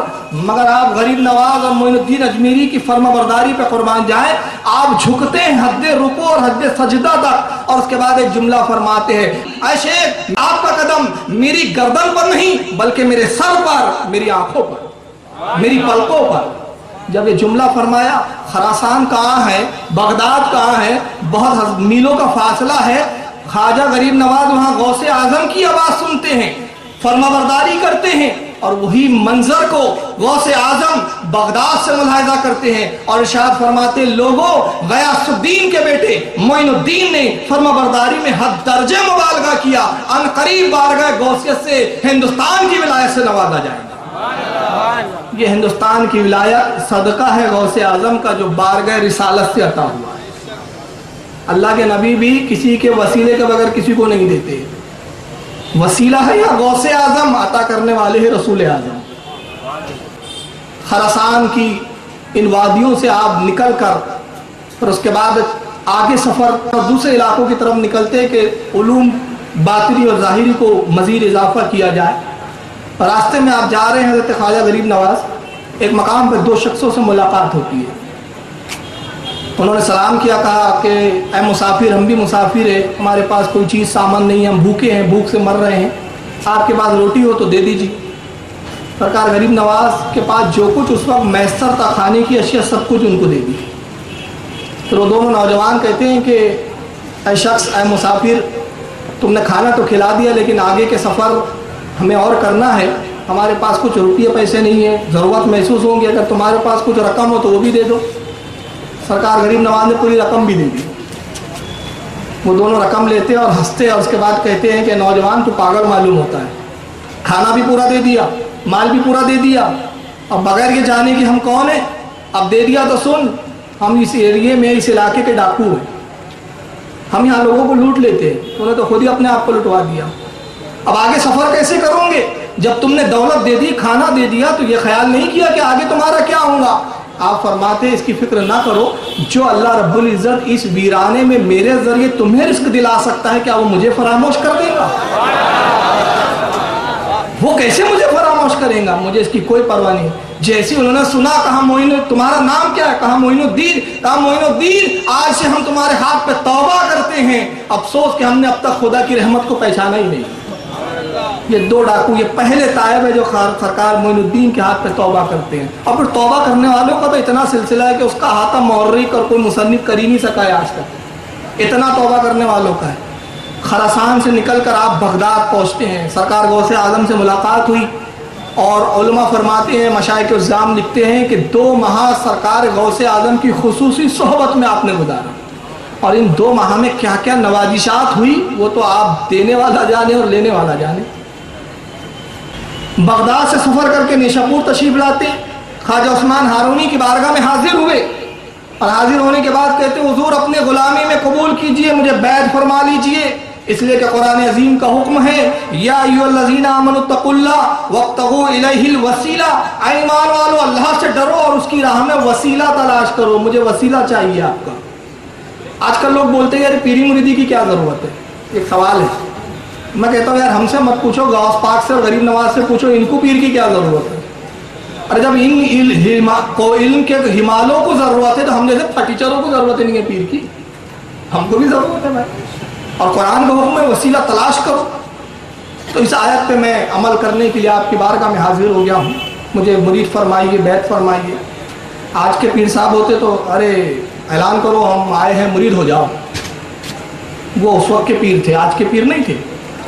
آپ نے کہا ہمارے ہاں ریاضتیں ہیں، مجاہدے ہیں، اس کے بعد پھر بیعت کیا جاتا ہے، ہم ایسے نہیں کرتے مرید۔ حضور فقیر تیار ہے، ہاتھ پکڑا، ایک ویران میں لے کر آتے جنگل میں، اور ایک روایت ہے کہ کٹھیا میں بٹھایا اپنے حجرے کی، معین الدین یہاں عبادت کرو، ریاضت کرو، 100 وصال کے روزے رکھو۔ 100 وصال کے روزے کیا ہے؟ کھجور کو دے دیا گیا ہے، سحری میں چاٹنا رکھ دو، افطار میں چاٹنا رکھ دو، کھانا نہیں ہے، یہ 100 وصال، اور یہ بے مدت ہوتا ہے۔ کئی دن تک پے در پر ایسے ہی روزے رکھے خواجہ غریب نواز نے، گشی طاری ہو گئی، بے ہوش ہو گئے، کتنے دن بھوکے رہ سکتے؟ خواجہ عثمان ہارونی سرانے تشریف لائے، ہوش میں آئے، دیکھا پیر و مرشد بیٹھے ہوئے، سر جو ہے پیر کی زانو مبارک پہ رکھا ہوا، آنکھیں کھولی، کھجور اپنے ہاتھ سے کھلائی، پانی اپنے ہاتھ سے پلایا، معین الدین تمہارا چلہ ختم ہوگا، آج اب ہم تمہیں بیعت کریں گے۔ ہاتھ پکڑا، اور اس کے بعد پھر لے کے چلتے بغداد آتے ہیں۔ بغداد میں اب یہ واقعہ کسی عالم نے نہیں لکھا، کسی مصنف نے نہیں لکھا، اس کے لکھنے والے خود غوث حضرت غریب نواز ہے۔ یہ کتاب ہے دلیل العارفین، میں اس کی جھلک دکھا دیتا ہوں۔ اس کی جیسی کتاب کھولیے، پہلے صفحے پر اپنے مرید ہونے کا ہی واقعہ لکھا ہے، شروعاتی وہیں سے کی ہے۔ فرماتے ہیں ابو لیث سمرقندی رحمۃ اللہ علیہ کی مسجد میں، بغداد کی جو مسجد ہے وہاں لے کر آتے ہیں، بٹھایا، اور اس کے بعد فرمایا معین الدین وضو کرو، 2 رکعت نماز پڑھو۔ کہتے ہیں کہ میں نے پیر و مرشد کی حکم کی تعمیل کی، وضو کیا، 2 رکعت نماز پڑھی، उसके बाद फरमाया कुरान अजीम की सबसे छोटी सूरत कौन सी है जो अल्फाज के एतबार से मुख्तसर हो और मायने और मफाहिम के एतबार से वसी हो। का हुजूर सूरह इखलास फरमाया पढ़ो। कितना पढ़ूँ? 1000 मरतबा। 1000 मरतबा जब मोइनुद्दीन ने सूरह इखलास पढ़ा, फरमाते मेरे मुर्शिद ख्वाजा उस्मान हारूनी ने अपनी 2 उंगलियों को आगे किया। मोइनुद्दीन मेरी उंगलियों के दरमियान देखो, क्या देख रहे हो? आप फरमाते पीरो मुर्शिद इन 2 उंगलियों के दरमियान अर्श आजम को मैं देख रहा हूं। का फिर 1000 मरतबा सूरह इखलास पढ़ो। फिर सूरह इखलास की तिलावत करवाई गई। फिर उंगली सामने लाई जाती है, देखो क्या देख रहे हो? हुजूर अजमत हिजाब देख रहा हूं। फिर 1000 मरतबा दूर सूरह इखलास पढ़ो। फिर तिलावत करवाई गई। फिर उंगलियों को आगे किया गया, क्या देख रहे हो? हुजूर तहतुस्सरा देख रहा हूं। फिर से 1000 मरतबा सूरह इखलास पढ़ो, क्या देख रहे हो? फिर उंगलियां आगे की जाती है और जब उंगलियों के दरमियान मोइनुद्दीन अजमेरी देखते हैं 4थी मरतबा, कहते हुजूर 18000 आलम अब आंखों के सामने रोशन हो चुके हैं। दुनिया माफिया की कोई ऐसी शय नहीं जो मेरी निगाह से छूट गई। मैं सबको जानता हूँ, सबको देख रहा हूँ। ये तो मोइनुद्दीन अजमेरी का इल्म का आलम है। नबी पाक सल्लल्लाहु अलैहि वसल्लम के इल्म का क्या आलम होगा? नबी पाक सल्लल्लाहु अलैहि वसल्लम के इल्म का तो अंदाजा ही नहीं है। सारे लफड़े, सारे झगड़े आला हजरत ने एक शेर में हल कर दिए, एक शेर में। और वो शेर क्या है? जब ना खुदा ही छुपा तुम पे करोड़ों दूंगा और कोई गैब क्या तुमसे नया हो भला, जब ना खुदा ही छुपा तुम पे करोड़ों दूंगा। चुनांचे पीरो मुर्शिद की खिदमत में 20 साल का अरसा गुजारा। अब 20 साल कैसी खिदमत की? ये 20 साल ख्वाजा गरीब नवाज ने पीरो मुर्शिद ख्वाजा उस्मान हारूनी की ऐसी खिदमत की कि सर पर खाने का कभी हंडा होता या कभी पानी का हंडा होता और आप सफ़र में साथ होते। इस तरह खिदमत की पीरो मुर्शिद ने। फिर खूब नवाजा। कुछ दरमियान के मैं वाक़या छोड़ रहा हूँ। 20 साल की सोहबत के बाद पीरो मुर्शिद मक्का मौज़मा लेकर पहुँचते हैं। खाने काबा का तवाफ़ हुआ। तवाफ़ होने के बाद ख्वाजा उस्मान हारूनी ने हाथ पकड़ा मोइनुद्दीन का और हजर अस्वद के पास लाते हैं। और हजर अस्वद के पास लाने के बाद अर्ज़ करते हैं मालिक कायनात, मोइनुद्दीन को मैं तेरी बारगाह में तेरे हवाले करता हूँ। खाने काबा से आवाज़ आती है, हमने तेरे मुरीद मोइनुद्दीन को कबूल किया और खूब अच्छी तरह कबूल किया। फिर हाथ पकड़ा और हाथ पकड़ के अपने साथ फिर मदीना मुनव्वरा लेकर पहुँचते हैं। जब मदीने की हाजिरी हुई, बारगाह रिसालत में हाजिर होते, जैसे ही रोज़े रसूल पर निगाह पड़ी, पीर मुर्शिद ने कहा मोइनुद्दीन, मोइनुद्दीन रसूलुल्लाह का रोज़ा नजर आ रहा है, सलाम करो और अच्छे अलकाब के साथ सलाम करो। ख्वाजा गरीब नवाज अर्ज़ करते हैं अस्सलामु अलैकुम या सैयदुल मुरसलीन, ऐ मुरसलीन के सरदार आप पर सलाम हो। कब्र अनवर से जवाब आता है वालेकुम अस्सलाम या सुल्तान बहरुबर, ऐ खुशकी और तरी के सुल्तान, ऐ खुशकी और तरी के शहंशाह, तुझ पर भी हमारी तरफ से सलाम। अब यहाँ पर एक जुमला बड़ा तारीखी जुमला है और वो जब जुमला मैंने पढ़ा, बख्तियार काकी ने जो नकल किया जिस जज्ब और कैफ के साथ और जिस सुरूर के साथ, तो मैं उस पर एक नुक्ता मेरे उस वक्त जहन में आया, वो अर्ज़ कर देता हूँ। ख्वाजा उस्मान हारूनी उस वक्त एक जुमला फरमाया जब बारगाह रिसालत से जवाब आता है कि मोइनुद्दीन तुझ पर भी हमारा सलाम हो सुल्तान बहरबर। उस वक्त ख्वाजा उस्मान हारूनी फरमाते मोइनुद्दीन आज तू दर्जा कमाल को पहुंचा है। क्या वो जुमला है? गौर करें आप। आज तू दर्जा कमाल, जो कमाल का आखिरी दर्जा होता है, आज तू पहुंचा है। ये तो 20 साल बाद का वाक़या है। मैं ताज्जुब में पड़ गया जब इब्तिदाई मुलाकात थी 18,000 आलम रोशन थे, तो दर्जे कमाल पर जब पहुंचे तो क्या क्या रोशन था? ये तो इब्तिदाई मंजिल थी ना। वो जब 20 साल पहले जब मुरीद किया तो 18,000 आलम दिखाए जा रहे हैं और 20 साल के बाद कहा जा रहा है तू आज दर्जे कमाल पे पहुंचा, तो उस वक्त क्या मंजिल होगी? उसी वक्त बारगाह रिसालत से हुक्म होता है मोइनुद्दीन हिंदुस्तान की विलायत तुम्हें अता की जाती है।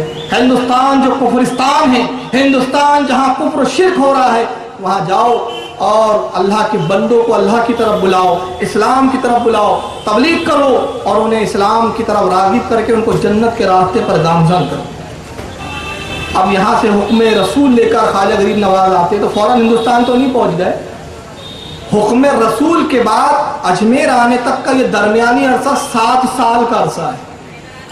7 साल लग गए। अब इन 7 सालों में कहाँ कहाँ क्या क्या हुआ? 7 साल में आप मुल्तान में सफ़र करते हैं, बुखारा जाते हैं, समरकंद जाते हैं, यहाँ के उलमा से इल्म हासिल करते हैं और फिर हिंदुस्तानी ज़बान को आप सीखते हैं अफगानिस्तान आकर। کیونکہ یہاں کی زبان سنسکرت تھی اس وقت، اور مسلمانوں کی زبان یا تو فارسی، پرشین یا عربی ہوتی تھی. تو یہاں کے تو نہیں سمجھیں گے. سرکار غریب نواز نے افغانستان آ کے پھر ہندوستانی زبان کو سیکھا.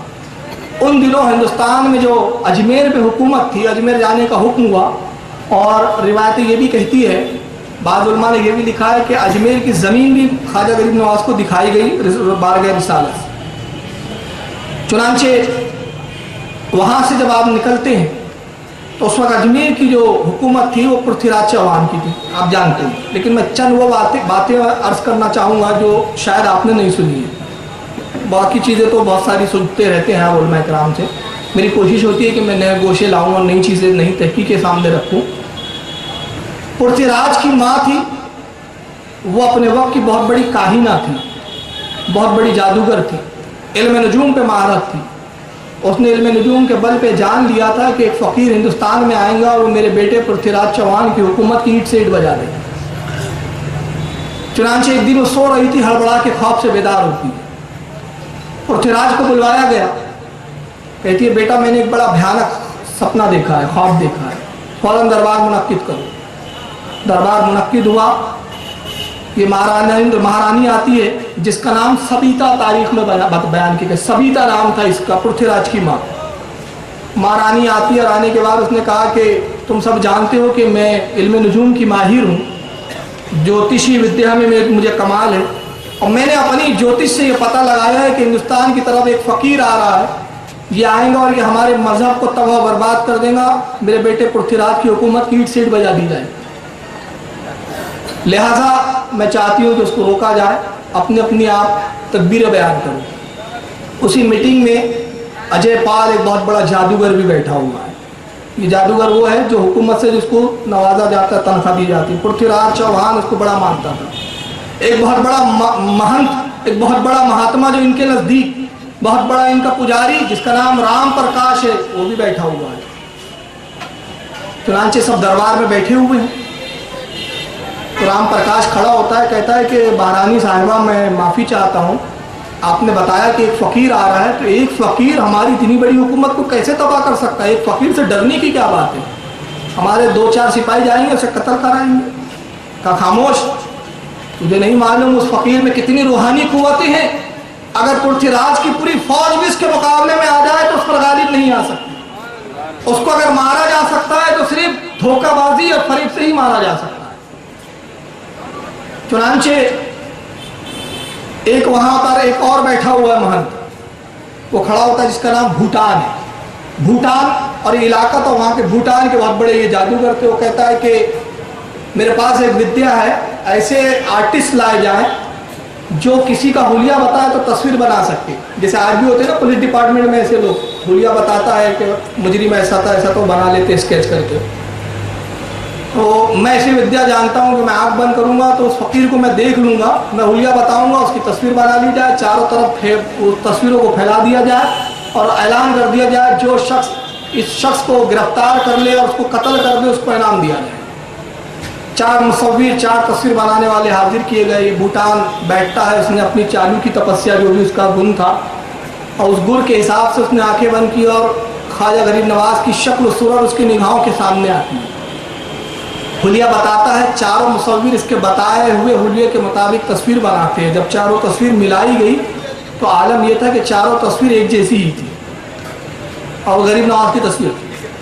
اس تصویر کی پھر بہت ساری فوٹو کی گئی اور وہ پھیلا دی گئی مختلف قصبوں میں، مختلف سرحدوں میں، کہ اس فقیر کو جہاں پاؤ فوراً قتل کرو.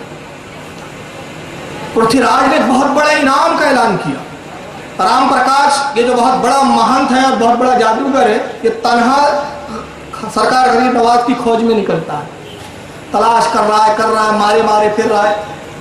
اچانک ایک دن اس کی نظر پڑتی ہے، ملتان کی سرحد پر ملاقات ہوتی ہے. تصویر نکالی، دیکھا اور یہی تو فقیر معلوم ہوتا ہے. حلیہ بدلا اور حلیہ مسلمانوں کی طرح بنایا. ویسے یہ پنڈت لوگ ویسے بھی داڑھیاں رکھتے تھے، کرتا پائجامہ پہن لیا، ٹوپی پہن لیا. حلیہ مسلمانوں کا بناتا ہے اور خواجہ غریب نواز کے ارد گرد گھومتا رہتا ہے، منڈلاتا رہتا ہے. اور اس درمیان میں ایک خنجر اس نے زہر میں بجھا کے تیار کیا. جب پوری تیاری ہو گئی تو मुसलमान बन के हज़रत ख्वाजा गरीब नवाज की खिदमत में जाता है, कहता है कि हुजूर आपकी बारगाह में मैं हाजिर हुआ हूँ, मुरीद होना चाहता हूँ, मुरीद फरमा लीजिए। हज़रत मुस्कुरा के फरमाते हैं कि वो महल का जो प्लान है उसके मुताबिक अमल क्यों नहीं करता? इंतजार किस बात का है? महारानी ने जो तुझे हुक्म दिया, पृथ्वीराज ने जो इनाम का ऐलान किया, उस पर अमल क्यों नहीं करता ताकि इनाम पाले? बस जैसे जुमला सुना बदन पे थरथरी कांपने लगी, बगल में खंजर छुपाया था, खंजर गिर पड़ा। कहता हुजूर आपने कैसे जान लिया? कहा ये छोड़, ये तो मेरे रब ने मुझे ये इल्म दिया है। कहा जिस रब ने आपको ये इल्म दिया कि उस राज को आप जान ले, तो जो आपके आका रसूलुल्लाह ने उनको क्या इल्म दिया होगा? इस्लाम सच्चा मजहब है, हाथ बढ़ाइए कि मैं इस्लाम में दाखिल हूं। ये राम प्रकाश पहला फर्द है जो हिंदुस्तान की सरजमीन का जो इस्लाम कबूल करता है, और सरकार मोइनुद्दीन इसका नाम ज़ियाउर रहमान तजवीज़ फरमाते हैं। उसको फिर उसको मुरीद फरमाया, अपने साथ लेकर फिर हिंदुस्तान के मुख्तलिफ इलाकों में सैर करते हुए लाहौर की सरजमीन पर तशरीफ लाते हैं। अब ये आपका खादिम खास बन चुका है, नाम ज़ियाउर रहमान है, अब राम प्रकाश नहीं है। दाता गंज बख्श लाहौरी हिंदुस्तान में बहुत पहले आ चुके थे। उसके बाद ज़ियाउर रहमान को साथ लिया, अपने लाहौर की सरजमीन पर आते हैं और 2 महीने हज़रत दाता गंज बख्श लाहौरी, जिनका नाम था अली हुजूरी, इनका नाम दाता नहीं है, इनका नाम है हज़रत अली हुजूरी रहमतुल्लाह ताला अलैह, इनके रोज़े पर चिल्ला करते हैं। जिस जगह हज़रत मोइनुद्दीन ने चिल्ला किया था, आज भी लाहौर की सरजमीन पर वो चिल्ला वैसे ही महफूज रखा गया है, और वहाँ लोग ज़ियारत करते हैं, फ्यूज़ व बरक़ात लेते हैं। 2 माह जब चिल्ला कशी से आप फारिग हुए, तो इन 2 माह में क्या चिल्लों में आपको मिला, वो दाता गंज बख्श जाने और लेने वाला मोइनुद्दीन जाने। जब वहाँ से आप फारिग हुए तो आपने बेसाख्ता दाता गंज बख्श लाहौरी की मज़ार पर एक फ़ारसी ज़बान में शेर कहा, वो शेर मैं पढ़ता हूँ, और वो शेर उसके बाद ही जो गरीब नवाज ने जो जुमले कहे, दाता गंज बख्श लाहौरी का लक़ब बन गया। वो शेर ये था, आप फरमाते हैं, गंज बख्श फैज़ आलम मजहर नूर खुदा। गंज बख्श, गंज किसको कहते हैं? गंज कहते हैं जहाँ बहुत चीज़ें ज़ख़ीरा करके रखी जाती है, जैसे बोलते हैं ना ये अनाज का गंज, यानी जहाँ बहुत सारा अनाज रखा जाता हो, ये फला चीज़ का गंज, जहाँ बड़ी चीज़। तो आप कहते हैं कि सरकार दाता गंज बख्श लाहौरी अली हुजूरी का मकाम वो है कि ये फैज़ का ख़जाना है।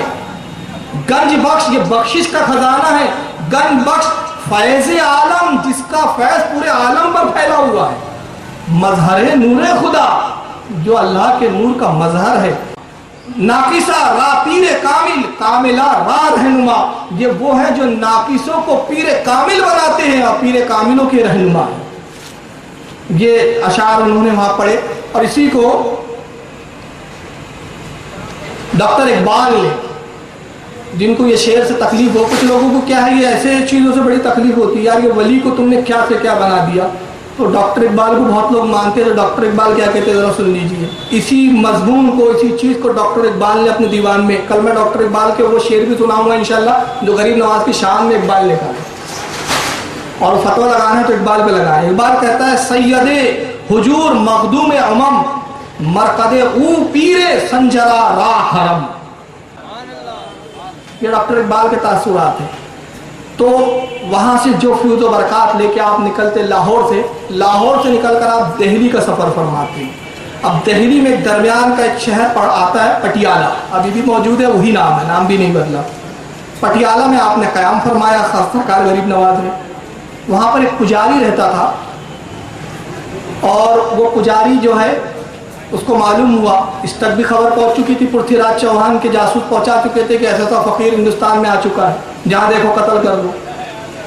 वो पुजारी सरकार गरीब नवाज के मुकाबले के लिए निकलता है कि ये शख्स, उसके अपने इल्म से पता चला कि वो फ़कीर मेरे इलाके में आया पटियाला में, कहा ये यहाँ आएगा तो यहाँ मुसलमान बनाएंगा और यहाँ के लोगों को इस हमारे मदद से हटा देगा। पहुँचा, और पहुँचने के बाद कहता है कि मोइनुद्दीन तुम्हारा ही नाम है? कहा हाँ। कहा सुना है कि तुम बहुत बड़े फ़कीर हो और तुम हमारा धर्म परिवर्तन करने आए हो, बदलने आए हो। आपने फरमाया कि मैं पैगाम मोहब्बत सुनाने आया हूँ, मेरा पैगाम मोहब्बत है, जहाँ तक पहुँचे मेरा पैगाम तो मोहब्बत है, मैं किसी को बदलने नहीं आया हूँ। तुम मुझे देखो, परखो, और तुम्हारे समझ में आए तो खुद बदल जाओ। तो उसने कहा कि आप पहले मुझसे मुकाबला कीजिए। تو کہا کہ کس طرح کا مقابلہ؟ کہا بھی آپ پہ ظاہر ہو جاتا ہے. یہ کہہ کر وہ ہوا میں اڑا. میں یہاں ایک بات بتانا بھول گیا کیونکہ بہت ساری چیزیں مجھے چھوڑنی پڑ رہی ہے, چاہ رہا ہوں کہ بہت کچھ سمیٹوں. ساتھ میں حضرت خواجہ بختیار کاکی اس وقت آپ کے ساتھ تھے.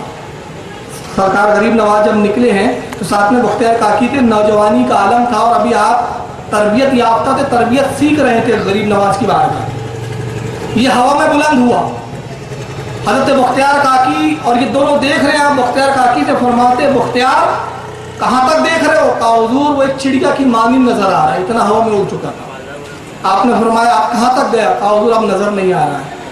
فرمایا اسے آواز دو. اسے آواز دیا, پجاری نیچے اترا. وہ نیچے آتا ہے. کہا یہ دکھا کے تو کیا بتانا چاہتا؟ تو کہا کہ اگر آپ میں بھی قوت ہے اور آپ کا مذہب سچا ہے تو جتنا بلند میں اڑا ہوں اتنا بلند آپ اڑ کے بتائیے. تو سرکار غریب نواز مفتاح کے فرماتے ہیں قطب الدین بختیار کاکی کی طرف, قطب الدین اس کو پستی اور بلندی سکھا دو, اسے بتاؤ پستی کیا ہوتی ہے اور بلندی کیا ہوتی ہے. اب یہ اڑا, بختیار کاکی اس سے اوپر اڑتے ہیں. اس نے پھر قوت لگائی, بختیار کاکی کے برابر آیا, بختیار کاکی پھر اس سے اوپر. یہ جو بڑھتا ہے آسمان تک پہنچا اور اس کی حد ختم. بختیار کاکی فرماتے ہیں کیا تھک گیا؟ قسم خدا کی میں معین الدین کا بھی غلام ہوں اور غلامی کی ابتدائی منزل ہے, میری منزل تو عرش اعظم ہے, تو یہی تھک گیا ہے. آج تجھے میں بلندی بتاؤں کہ بلندی کہتے کسے ہے. اس نے کہا بختیار میں عاجز آیا, نیچے اتریے. قدموں میں گرتا ہے, کہتا ہے جس کے چیلے اور جس کے غلام کی بلندی کا یہ عالم ہے اس کا آقا کتنا بلند ہوگا. اسلام سچا مذہب ہے, میں اسلام قبول کرتا ہوں. اسلام میں داخل ہو جاتا ہے. اب یہ بھی ساتھ ہو گئے. میں تو اکیلا ہی چلا تھا جانب منزل مگر لوگ آتے گئے قافلہ بڑھتا گیا. تنہا آئے تھے معین الدین اور قافلہ بڑھتا جا رہا ہے. اب ایک کثیر جماعت ہو گئی. اس کے بعد آپ اس جماعت کے ساتھ جس میں ضیاء الرحمان ہے, اب میں پرکاش رام کیوں کہوں, یہ پجاری ہے, بختیار کاکی ہے, اور راستے میں جس علاقے سے آپ گزرتے ہیں اسلام کی دعوت دیتے ہیں, اسلام میں داخل فرماتے ہیں. اسی جگہ پر ایک مقام آتا ہے پٹیالہ سے آگے سمانا. تو وہاں کے راجہ, اب یہ بیچ کے بہت سارے راجاؤں کو چھوڑ رہا ہوں, ان کے اپنے اپنے ایک واقعات ہیں. پرتھی راج کے جاسوس جو یہاں پہنچے اور خبریں پہنچی, ان لوگوں نے معین الدین اجمیری علیہ رحمہ کے ساتھ کیا کیا سلوک کیا. اب اتنی تفصیلات نہیں ہیں, بس ایک سنا دیتا ہوں. سمانا کا ایک راجہ جس کا نام ہے پروشستم, ہندی ورڈ ہے, تھوڑا زبان پہ مطلب پروناؤنس برابر نہیں آ پا رہا, آپ سمجھ لیں. پروشستم یہ راجہ کا نام. اس کے پاس بھی تصویر پرتھی راج کی بھیجی ہوئی. جاسوس گھوم رہے ہیں, جاسوس نے خبر دی مہاراج وہ فقیر تو ہمارے ایریے میں آ گیا. کہا میں نے سنا ہے کہ پرکاش رام نے اسلام قبول کر لیا. وہ پٹیالہ کا پجاری بھی اسلام میں داخل ہو گیا. بڑے بڑے لوگ, ہمارے بڑے بڑے بہن, جو اس کے قریب جاتا ہے اس کے مذہب کو اختیار کر لیتا ہے. اس سے اتنا تو اندازہ ہو گیا کہ اس سے مقابلہ کرنا اتنا آسان نہیں ہے, لہذا اس کے لیے کچھ دوسری تدبیر سوچنی پڑے گی. صرف اس پہ نگرانی رکھو.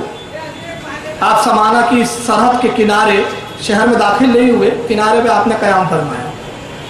یہ پہنچتا ہے پروشوتم مہاراجہ وہاں کا سمانا کا. پہنچنے کے بعد کہتا ہے, ہاتھ کو چوما, پیر کو بوسہ دیا, کہتا ہے حضور میں تو مہاتما اور سنتوں کا بھکت ہوں, آپ کی بھی بھکتی کرنے آیا ہوں. حضور آپ میرے علاقے میں تشریف لائے, میری عادت ہے, میرا دستور ہے کہ جو بھی میرے علاقے میں آتا ہے میں اس کی خاطر تواضع کرتا ہوں. جو بھی مہاتما آتا ہے مجھے شرم آتی ہے کہ آپ میرے علاقے میں کھانا اپنا کھاتے ہیں, لہذا آج سے آپ میرے محل چلیے, قیام کیجئے, کھانا میرا کھائیے, میری شوبہ بڑھائیے. آپ نے فرمایا ہم فقیر محلوں میں قیام نہیں کرتے, ہم اللہ کے اس شامیانے کے نیچے ہی سکون میں ہمیں آتا ہے. کہا حضور, پھر اصرار کیا, نہیں مانے تو اس نے کہا اچھا کم از کم اتنی اجازت دیجیے کہ میں آپ کو کھانا تو پیش کر سکوں. آپ نے فرمایا اچھا ٹھیک ہے, اس کی اجازت. بہترین کھانے تیار کروائے اس نے, اور کھانے تیار کرانے کے بعد اس میں زہر ملا دیتا ہے پوری سے, اور زہر ملا کے وہ کھانے بھیجے اس نے اپنے ساتھ سپاہیوں کے ساتھ. کھانے کے تھال لگ گئے. سرکار غریب نواز کے جتنے خدام تھے, ادب یہ تھا جب تک سرکار غریب نواز ہاتھ ڈال کے کھانا شروع نہیں فرماتے کوئی ابتدا نہیں کرتا. یہ ادب تھا, اور آج بھی ادب ہے الحمدللہ ہمارے یہاں کہ علماء کی جو دعوتیں ہوتی ہیں اس میں جب تک کوئی عالم, جو بڑا عالم ہے, شروع نہ کرے, کوئی شروع نہیں کرتا, سب بیٹھے ہوئے کھانے کے پاس. سرکار غریب نواز نے ایک کاغذ لیا, جیب سے کاغذ نکالا, اس پر کچھ انگلی سے تحریر کیا, اور وہ سپاہی کھڑے ہوئے. تحریر کرنے کے بعد اس کاغذ کو زمین پر رکھ دیا. وہ لوگ منظر کیا دیکھتے ہیں, اس کھانے کا زہر نکلتا ہے کھانے سے, ہوا میں اڑ کے اس کاغذ میں جمع ہو رہا ہے. پوڑی بنائی اور پوڑی بنانے کے بعد فرماتے جاؤ پرشوتم کو ہماری طرف سے دینا اور کہنا تجھے شرم نہیں آتی, تو راجپوت خاندان کا نام داغدار کرتا ہے, راجپوت تو اپنے مہمانوں کے ساتھ ایسی دغا نہیں کرتے, تو کیسا راجپوت ہے. یہ جملے فرما دیے, کہا یہ کہہ دینا اس کو. سپاہی لے کے پہنچے اور پرشوتم جو تھا راجا, اس نے کہا کیا خبر لائے ہو, فقیر مر گیا. کہا مرتا کیا خواب, اس نے تو اپنی کرامت اور اپنے چمتکار سے کھانے سے زہر نکال لیا, پھر سب نے کھایا کچھ نہ ہوا, یہ پوڑی آپ کو تحفے میں دیا ہے. اور یہ جملے کہیں. پرشوتم کی ماں کھڑی ہوئی تھی پاس میں, اس نے کہا تجھ پر لعنت ہو, تو نے راجپوت خاندان کی ناک کٹا دی, تجھ جیسا بیٹا میں نے جنا نہ ہوتا تو بہتر ہوتا. جب اس نے یہ لعنت ملامت کی, آخر وہ اپنے وقت کا راجپوت تھا, شرمندہ ہوا, اسی زہر کی پوڑی کو کھولا اور پھاک لیا اور خودکشی کر کے مر گیا. مگر اس کا جب واقعات کی چرچا ہوئی تو سمانہ کی بڑی آبادی غریب نواز کی خدمت میں آتی ہے. جو بزرگ کھانے سے زہر باہر نکال دے اس کا یہ عالم ہے. تو اگر ہم نے یہ سنا ہے کہ نبی نے زہر کی بوٹی اٹھائی تو بوٹی نے اس سے کلام کیا, تو یہ ناممکن نہیں ہو سکتا کہ اس کے غلام کا یہ عالم ہے. تو آقا ہے. اسلام سچا مذہب ہے, ہمیں اسلام میں داخل فرمائے. سمانہ کی آبادی اسلام لا رہی ہے. اس کے بعد سمانہ سے نکل کر پھر آپ اب اجمیر کی سرزمین میں داخل ہوتے. اونٹ کا واقعہ آپ نے بہت بار سنا ہے, میں اس کو ترک کرواؤں گا کہ اونٹ آپ ایک مقام پر بیٹھے اور بیٹھنے کے بعد وہ سپاہیوں نے منع کیا, کہا کہ یہاں مت بیٹھو. فرمایا کیوں, کہا یہاں اونٹ بیٹھتے. راجا کتاب نے کہا اونٹ بیٹھتے تو بیٹھ ہی رہ جائے, بہرحال وہ اٹھے نہیں. تو یہ واقعہ مشہور ہے, آپ نے سنا ہے. وہاں سے اٹھ کر آپ کہاں تشریف لاتے ہیں, آنا ساگر. آج بھی وہ تالاب موجود ہے, البتہ بہت گندا ہو گیا ہے, اس کا پانی بڑا عجیب ہو گیا ہے, وہیں لوگ نہاتے ہیں. اس وقت وہ بڑا صاف ستھرا تھا اور اس کا پانی پورے اجمیر کے لوگ استعمال کیا کرتے. اور آس پاس انا ساگر کے بہت سارے مندر تھے. اس کا نام انا ساگر کیوں تھا اس تالاب کا؟ پرتھی راج کا جو باب تھا اس کا نام تھا انا دیو. انا دیو نے یہ تالاب تعمیر کیا تھا. انا دیو کے نام کی نسبت سے اس کا نام تھا انا ساگر. وہ حالانکہ انا تھا لیکن انا کا وہ انا وہ انا ہو گیا. جیسے ہمارے یہاں ناگپور ہے, ناگ پھنی کے یہاں جہاں تھے اس لیے ناگپور ہے. تو ایسے بہت سارے علاقے جس کے نام بگڑ گئے, جیسے کہ بھالدار پورا, یہ ہے بھالے دار پورا, مگر اس کو کر دیا ہم نے بھالدار پورا, تو وہ نام بگڑ جاتے. ویسے وہ انا ساگر تھا, وہ ہو گیا انا ساگر. اس کے کنارے آپ نے قیام کیا, بہت سارے مندر بنے ہوئے تھے. ایک بڑا مندر تھا جہاں پرتھی راج اور اس کی ماں عبادت کیا کرتی تھی. اور اس مندر کا جو پجاری تھا بڑا, اس پجاری کا نام تھا رام دیو. یہی بڑا پجاری, یہی پوجا پاٹ کرتا تھا. سرکار غریب نواز نے قیام کیا, رام دیو نے پیغام پہنچایا کہ فقیر تو اب انا ساگر آ گیا ہے, کیا کیا جائے مہاراجا, کیا حکم ہے؟ اگر اجازت ہو تو میں اپنا جادو سے کچھ جنتر منتر کروں. تو پرتھی راج تک بھی خبریں آ رہی تھی سب کیا ہو رہا ہے. تو اس نے کہا کہ ابھی نہ کرو, جب وہ فقیر غافل ہو جائے ہماری طرف سے تب ہم حملہ کریں گے. ابھی وہ چوکنا ہے اور ابھی تمہیں کچھ کرنے کی ضرورت نہیں ہے, تم انتظار کرو. اس نے اپنے چند سپاہیوں کو بھیجے اور بھیجنے کے بعد کہتا ہے کہ انا ساگر پہ پیرا بٹھا دو, اس کو پانی نہ لینے دو. یہ واقعات بھی سنے کہ پھر آپ نے وہ لوٹے میں پانی لے لیا. میں اس کو بھی ابھی ترک کرواؤں. تو یہ واقعات مشہور ہے, آپ سنتے رہتے ہیں. اب اس کے بعد ایک معاملہ کیا ہوتا ہے, کرامت دکھائی آپ نے, پھر انا ساگر کا پانی لوٹا دیا. مگر اتنا سب ہونے کے بعد بھی پرتھی راج کی عقل نہیں آئی ٹھکانے. ماں نے سمجھایا پرتھی راج اس فقیر کی قوت اور طاقت کو تو بھی دیکھ چکا ہے, میں بھی دیکھ چکی ہوں. جس نے پورے اجمیر کے پانی کو, مورخین لکھتے ہیں کہ جب وہ پانی انا ساگر کا لوٹے میں لیا تھا تو صرف انا ساگر کا پانی نہیں آیا تھا, پورے اجمیر کے کنویں خشک ہو گئے تھے. بلکہ یہاں تک لکھا گیا ہے, حضرت مفتی غلام سرور لاہوری رحمۃ اللہ علیہ لکھتے ہیں کہ ماں کی چھاتیوں کے دودھ تک سوکھ چکے تھے. یہ عالم ہو گیا تھا. جب اس نے معافی طلب کی, آپ نے پانی لوٹایا. پانی لوٹانے کے بعد وہ جو معاملہ تھا وہ صحیح ہوا. اب معاملہ کیا ہوتا ہے وہاں پر, وہ تھوڑا میں اشاروں میں بول جاؤں گا کیونکہ دوسرے قوم کے لوگ بھی سنتے ہیں, آپ سمجھ جائیں کہ جب غریب نواز کے چاہنے والے وہاں موجود تھے, آس پاس مندر ہے, تو بڑے جانوروں کو زیادہ کثرت سے کھایا کرتے تھے. اب آپ سمجھیے, میں زیادہ کھولنا نہیں چاہتا. اس سے ہوئی ان کو تکلیف, کیونکہ ان کے یہاں اس کی عزت و احترام تھی. تو ایک دن پورے جتنے پجاری تھے مندر کے سب جمع ہوئے, کہا کہ مہاراج تو ہمارے بزدل ہو گئے پرتھی راج صاحب, یہ ہمارے دھرم کا بالکل یہاں پہ یہ دیوالیاں نکالنے پہ تلا ہوا ہے یہ فقیر. ان چیزوں کو بھی اس کے ماننے والے کھا جاتے ہیں جن کی ہم عبادت کرتے پرستش کرتے ہیں. اب ہم سے دیکھا نہیں جاتا. ہم تو اب اس پر جو اپنا بس ہے جو ہم کر سکتے کریں گے. میٹنگ طے ہوئی اور اس کے بعد یہ پورے کے پورے لوگ سرکار غریب نواز کی طرف بڑھتے ہیں حملہ کرنے, اور سب اپنے وقت کے چھو منتر والے جادو گھنٹے والے. اس وقت ظہر کی نماز سرکار غریب نواز ادا فرما رہے ہیں. کچھ لوگ نماز سے فارغ ہو چکے ہیں, سنتیں ادا کر رہے ہیں, کچھ سنتوں سے فارغ ہو چکے ہیں. یہ سارے پجاریوں کو آتے ہوئے دیکھا, گھبرا گئے. اس کے بعد سرکار غریب نواز کی خدمت میں ایک دوڑتے ہوئے آتا ہے انتظار میں کہ حضرت سلام پھیرے تو کہوں کہ حضرت یہ سب پجاری آئے ہوئے نہ جانے کیا کریں. پجاری آئے, کہا کہ کہاں ہے وہ تمہارے صوفی بزرگ, اس نے ہمارے دھرم کا ستیہ ناش کر دیا ہے, اس سے کہو کہ یہاں سے جائے اور جگہ تبدیل کرے. تو انہوں نے کہا ٹھہرو, ابھی وہ نماز پڑھ رہے ہیں. انہوں نے کہا ہم نہیں جانتے, ابھی فوراً یہاں سے ہٹو, یہاں سے چلو اٹھو. انہوں نے کہا بھائی وہ ابھی نماز سے فارغ ہوں گے, ان سے گفتگو کر لو ہمارے پیر سے. ابھی گفتگو ہو رہی تھی, انہوں نے جادو منتر پڑھنے شروع کیے اور ان کی طرف جادو کے وار کرنے شروع کرتے ہیں. نتیجہ یہ ہوا کہ سرکار معین الدین کے بعد مریدین وہیں پر گر کے تڑپنے لگتے. عجیب عجیب ان پہ حالات اور کیفیت طاری ہوئی. ادھر سرکار غریب نواز نے سلام پھیرا اور وہیں پاس جہاں قیام تھے, جہاں نماز پڑھ رہے تھے, پاس ہی سے آپ ایک مٹھی میں مٹی لیتے ہیں, وہاں کی ریت لیتے ہیں, اور وہ لینے کے بعد آیت الکرسی تلاوت فرماتے ہیں اور اس پہ دم کیا. اور دم کرنے کے بعد جب ان کی طرف پھینکتے ہیں تو سیر الاقطاب کی مصنف فرماتے ہیں کہ پھینکنا تھا جس پر ریت کا ذرہ بھی لگا وہ پتھر کا مجسم بن کے وہیں ساکن ہو گیا. اور جو بھاگے, جو جان بچا کے بھاگ سکتے تھے تو بھاگے. پھر ایک جو نگاہ رحمت اپنے مریدین پہ ڈالی تو سب صحیح و سالم. اب یہ بھاگنے والے پہنچتے اور بھاگنے کے بعد رام دیو کو آواز دیتے, مہاراج غضب ہو گیا, اس نے تو ہمارے لوگوں کو پتھر کے مجسموں میں تبدیل کر دیا. اچھا یہ سلسلہ چشتیہ کی بڑی عجیب کرامت ہے یار. بات یاد آ رہی ہے تو عرض کرنا چاہتا ہوں.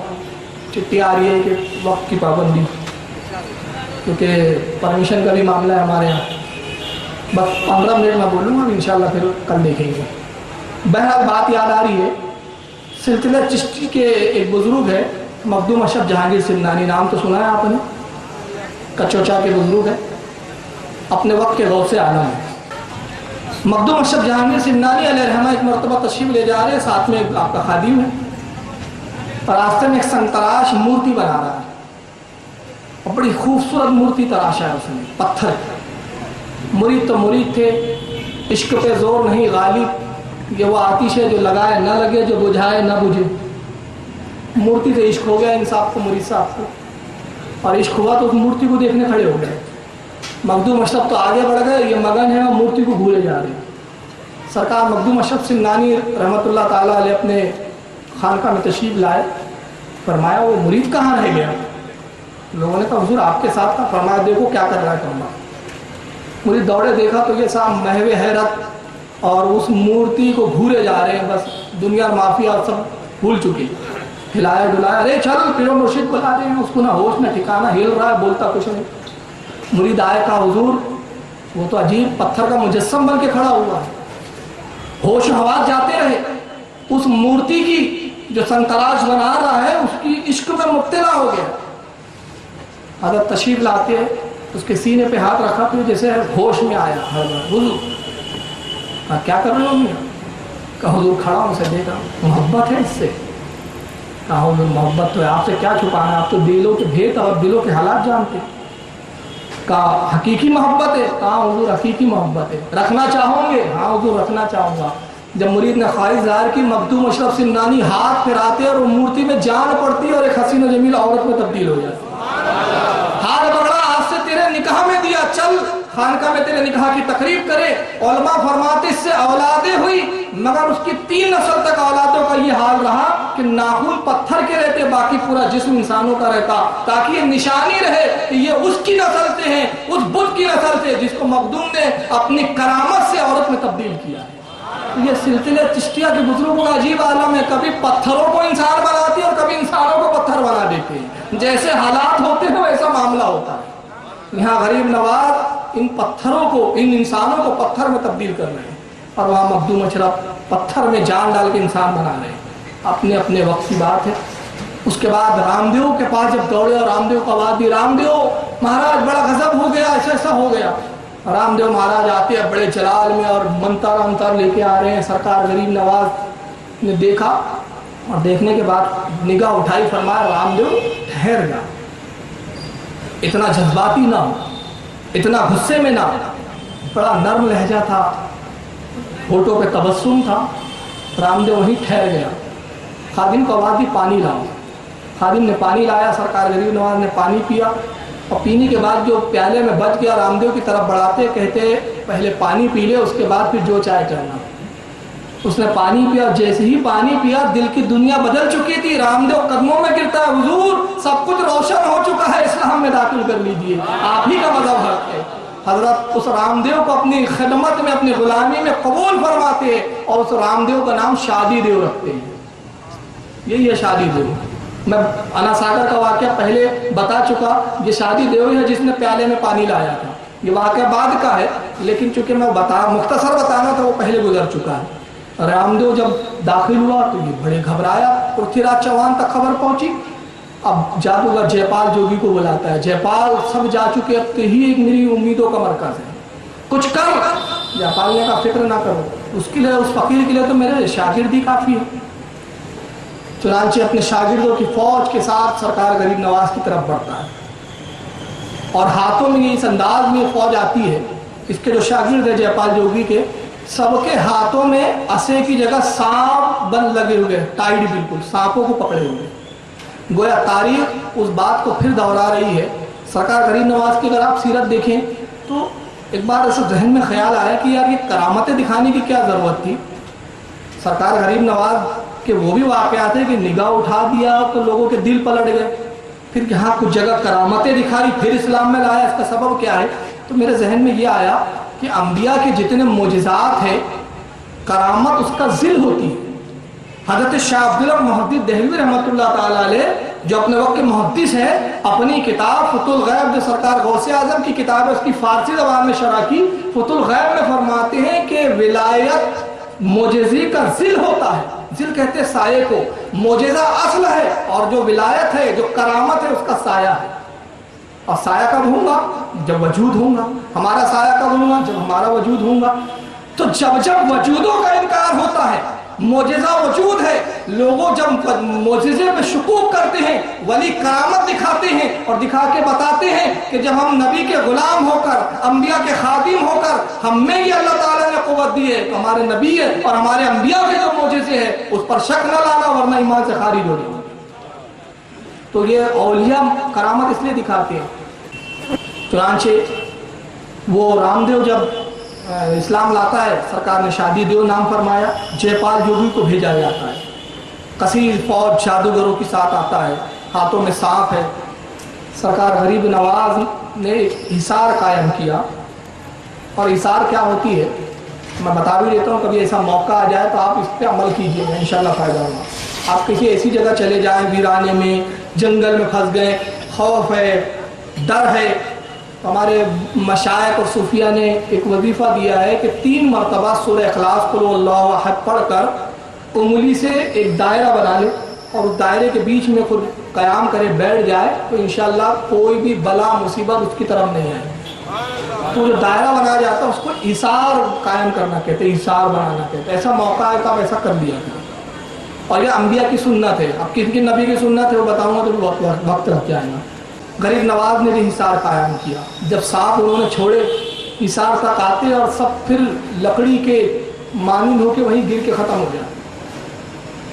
سارے جادوگر جب عزیز آ گئے تو جے پال جوگی ایسا کے قریب آتا ہے، اور آنے کے بعد کہتا معین الدین میرا چمتکار دیکھو، میرا جادو دیکھو، اور اگر تم میں اس کے مقابلے کی ہمت ہو تو اس کا مقابلہ، اس کے جو ہے توڑ پیدا پیش کریں۔ جے پال جوگی اٹھا، یہ بھی واقعہ آپ سن چکے ہیں۔ سرکار نے اپنی کھڑاؤ نکالی، کھڑاؤ نکالنے کے بعد بلند فرمائی، وہ نگاہوں سے اجل ہو گیا جے پال جوگی، اور اس کے بعد لوگوں نے منظر دیکھا کہ وہ کھڑاؤ سر پہ پڑ رہی ہے اور یہ زمین کی طرف آ رہا ہے، اور جو زمین کی طرف آتا ہے کھڑاؤ پڑتی ہے سر پہ اور یہ کہتا جاتا ہے حضور مجھے معاف کر دیجئے، مجھے معاف فرما دیجئے، میں نے جان لیا کہ یہ جادو نہیں، یہ کرامت ہے، اور جس کے پروردگار نے ایسی کرامت جس کو عطا فرمائی ہے اس کا مذہب بھی حق ہے، اس کا رب بھی حق ہے۔ جے پال جوگی بھی اسلام قبول کرتا ہے، سرکار غریب نواز نے اس کا نام عبداللہ رکھا۔ پرتھوی راج چوہان کو جب خبر لگتی ہے کہ جے پال بھی اسلام میں داخل ہو گیا، اب بڑا پھڑ پڑایا، اور اس کے بعد وہ پیغام بھیجتا ہے کہ کل رات تک معین الدین تم میری حکومت کے حدودوں سے نکل جاؤ، ورنہ پھر میں تم پہ فوج بھیجوں گا اور اس کے نقصان کے ذمہ دار تم ہوں گے۔ اب یہ جملہ ہے۔ جب قاصد پہنچتا ہے اور پہنچنے کے بعد اس نے یہ پیغام سنایا غریب نواز کو، تو آپ ایک جملہ فرماتے ہیں پرتھوی راج چوہان کو ہم نے گرفتار کیا اور اس کو مسلمانوں کے حوالے کر دیا۔ اب یہ جملہ کہہ دیا، پرتھوی راج دوسرے دن تیاری میں لگا ہے، اور رات جب آتی ہے تو غزنی کا بادشاہ شہاب الدین غوری، جو اس سے پہلے بھی ہندوستان پہ حملہ کر چکا تھا، پرتھوی راج سے ہار کر بھاگا، اور اس طاق میں ہے کہ موقع ملے تو پرتھوی راج سے میں بدلہ چکا ہوں۔ خواب میں بشارت ہوتی ہے، غریب نواز خواب میں تشریف لاتے ہیں، شہاب الدین ہندوستان کی حکومت تیرے حوالے ہم نے کر دی ہے، ہندوستان تجھے ہم دعوت دیتے ہیں، آپ پرتھوی راج پہ حملہ کر اور اس کو گرفتار کر۔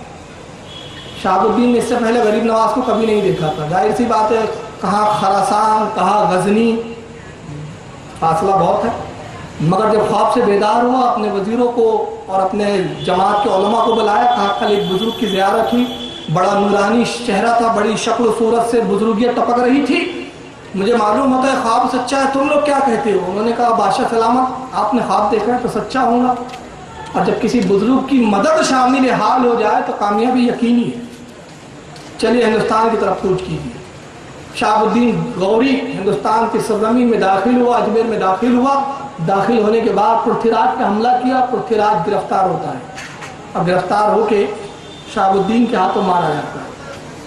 اس طرح سرکار غریب نواز کے فیوز و برکات سے ہندوستان میں اسلامی حکومت قائم ہوئی۔ جب جنگ سے فارغ ہوا تو دور قریب سے اذان کی آواز سنی شہاب الدین غوری نے، کہتا تعجب کی بات ہے، میں تو سمجھ رہا تھا ہم کفرستان میں آئے ہیں، یہاں تو سب سے کفر ہوں گا، مگر یہ اذان کی آواز کیسے آ رہی ہے؟ معلوم ہوتا ہے مسلمانوں کی کوئی جماعت قریب ہی ہے، آؤ انہیں تلاش کرو، چلو وہیں پر ہم اپنی نماز ادا کریں گے۔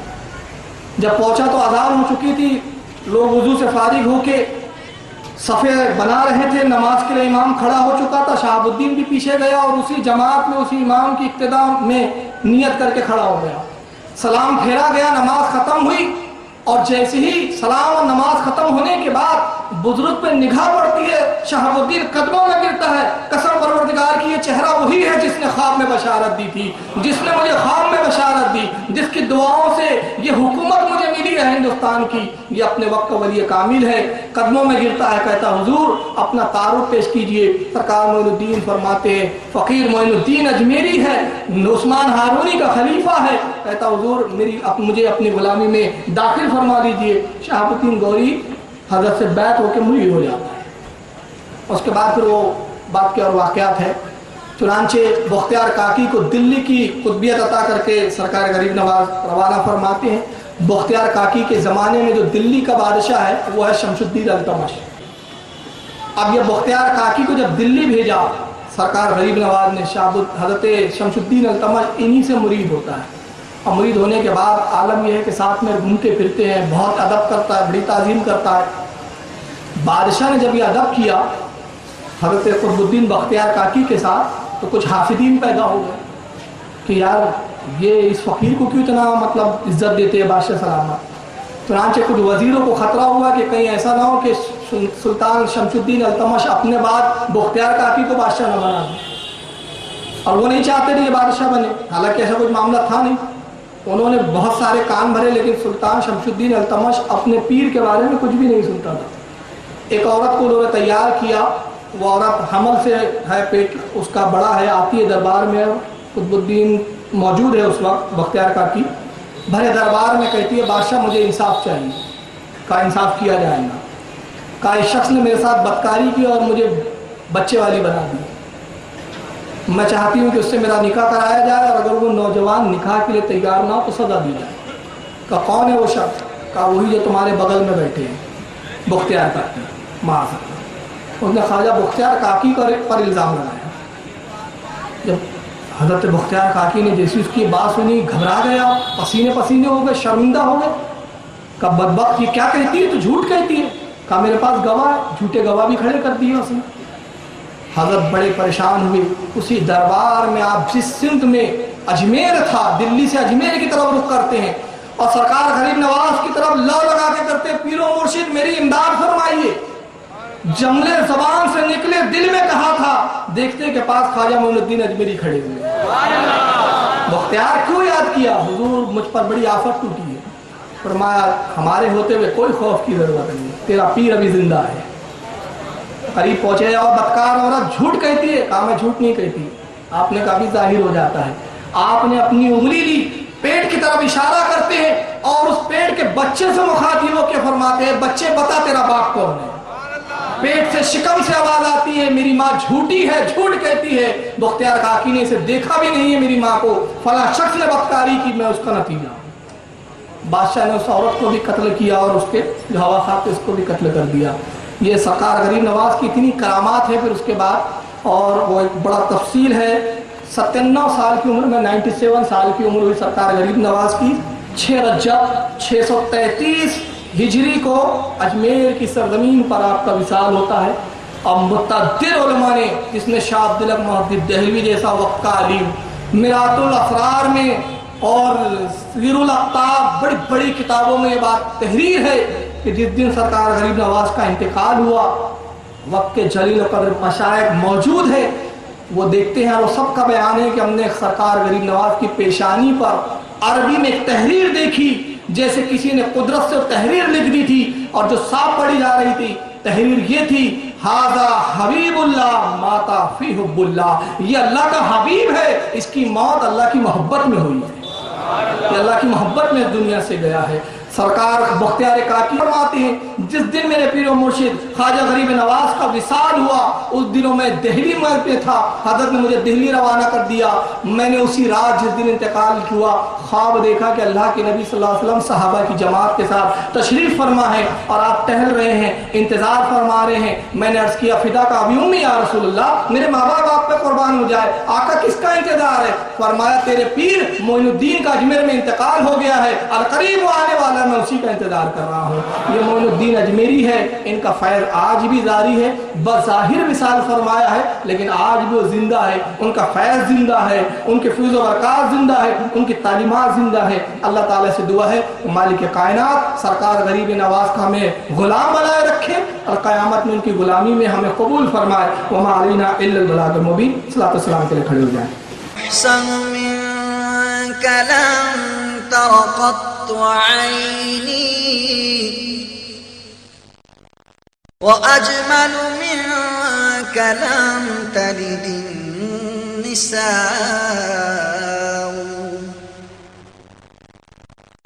خلقت مبرأ من كل عيب كأنك قد خلقت كما تشاء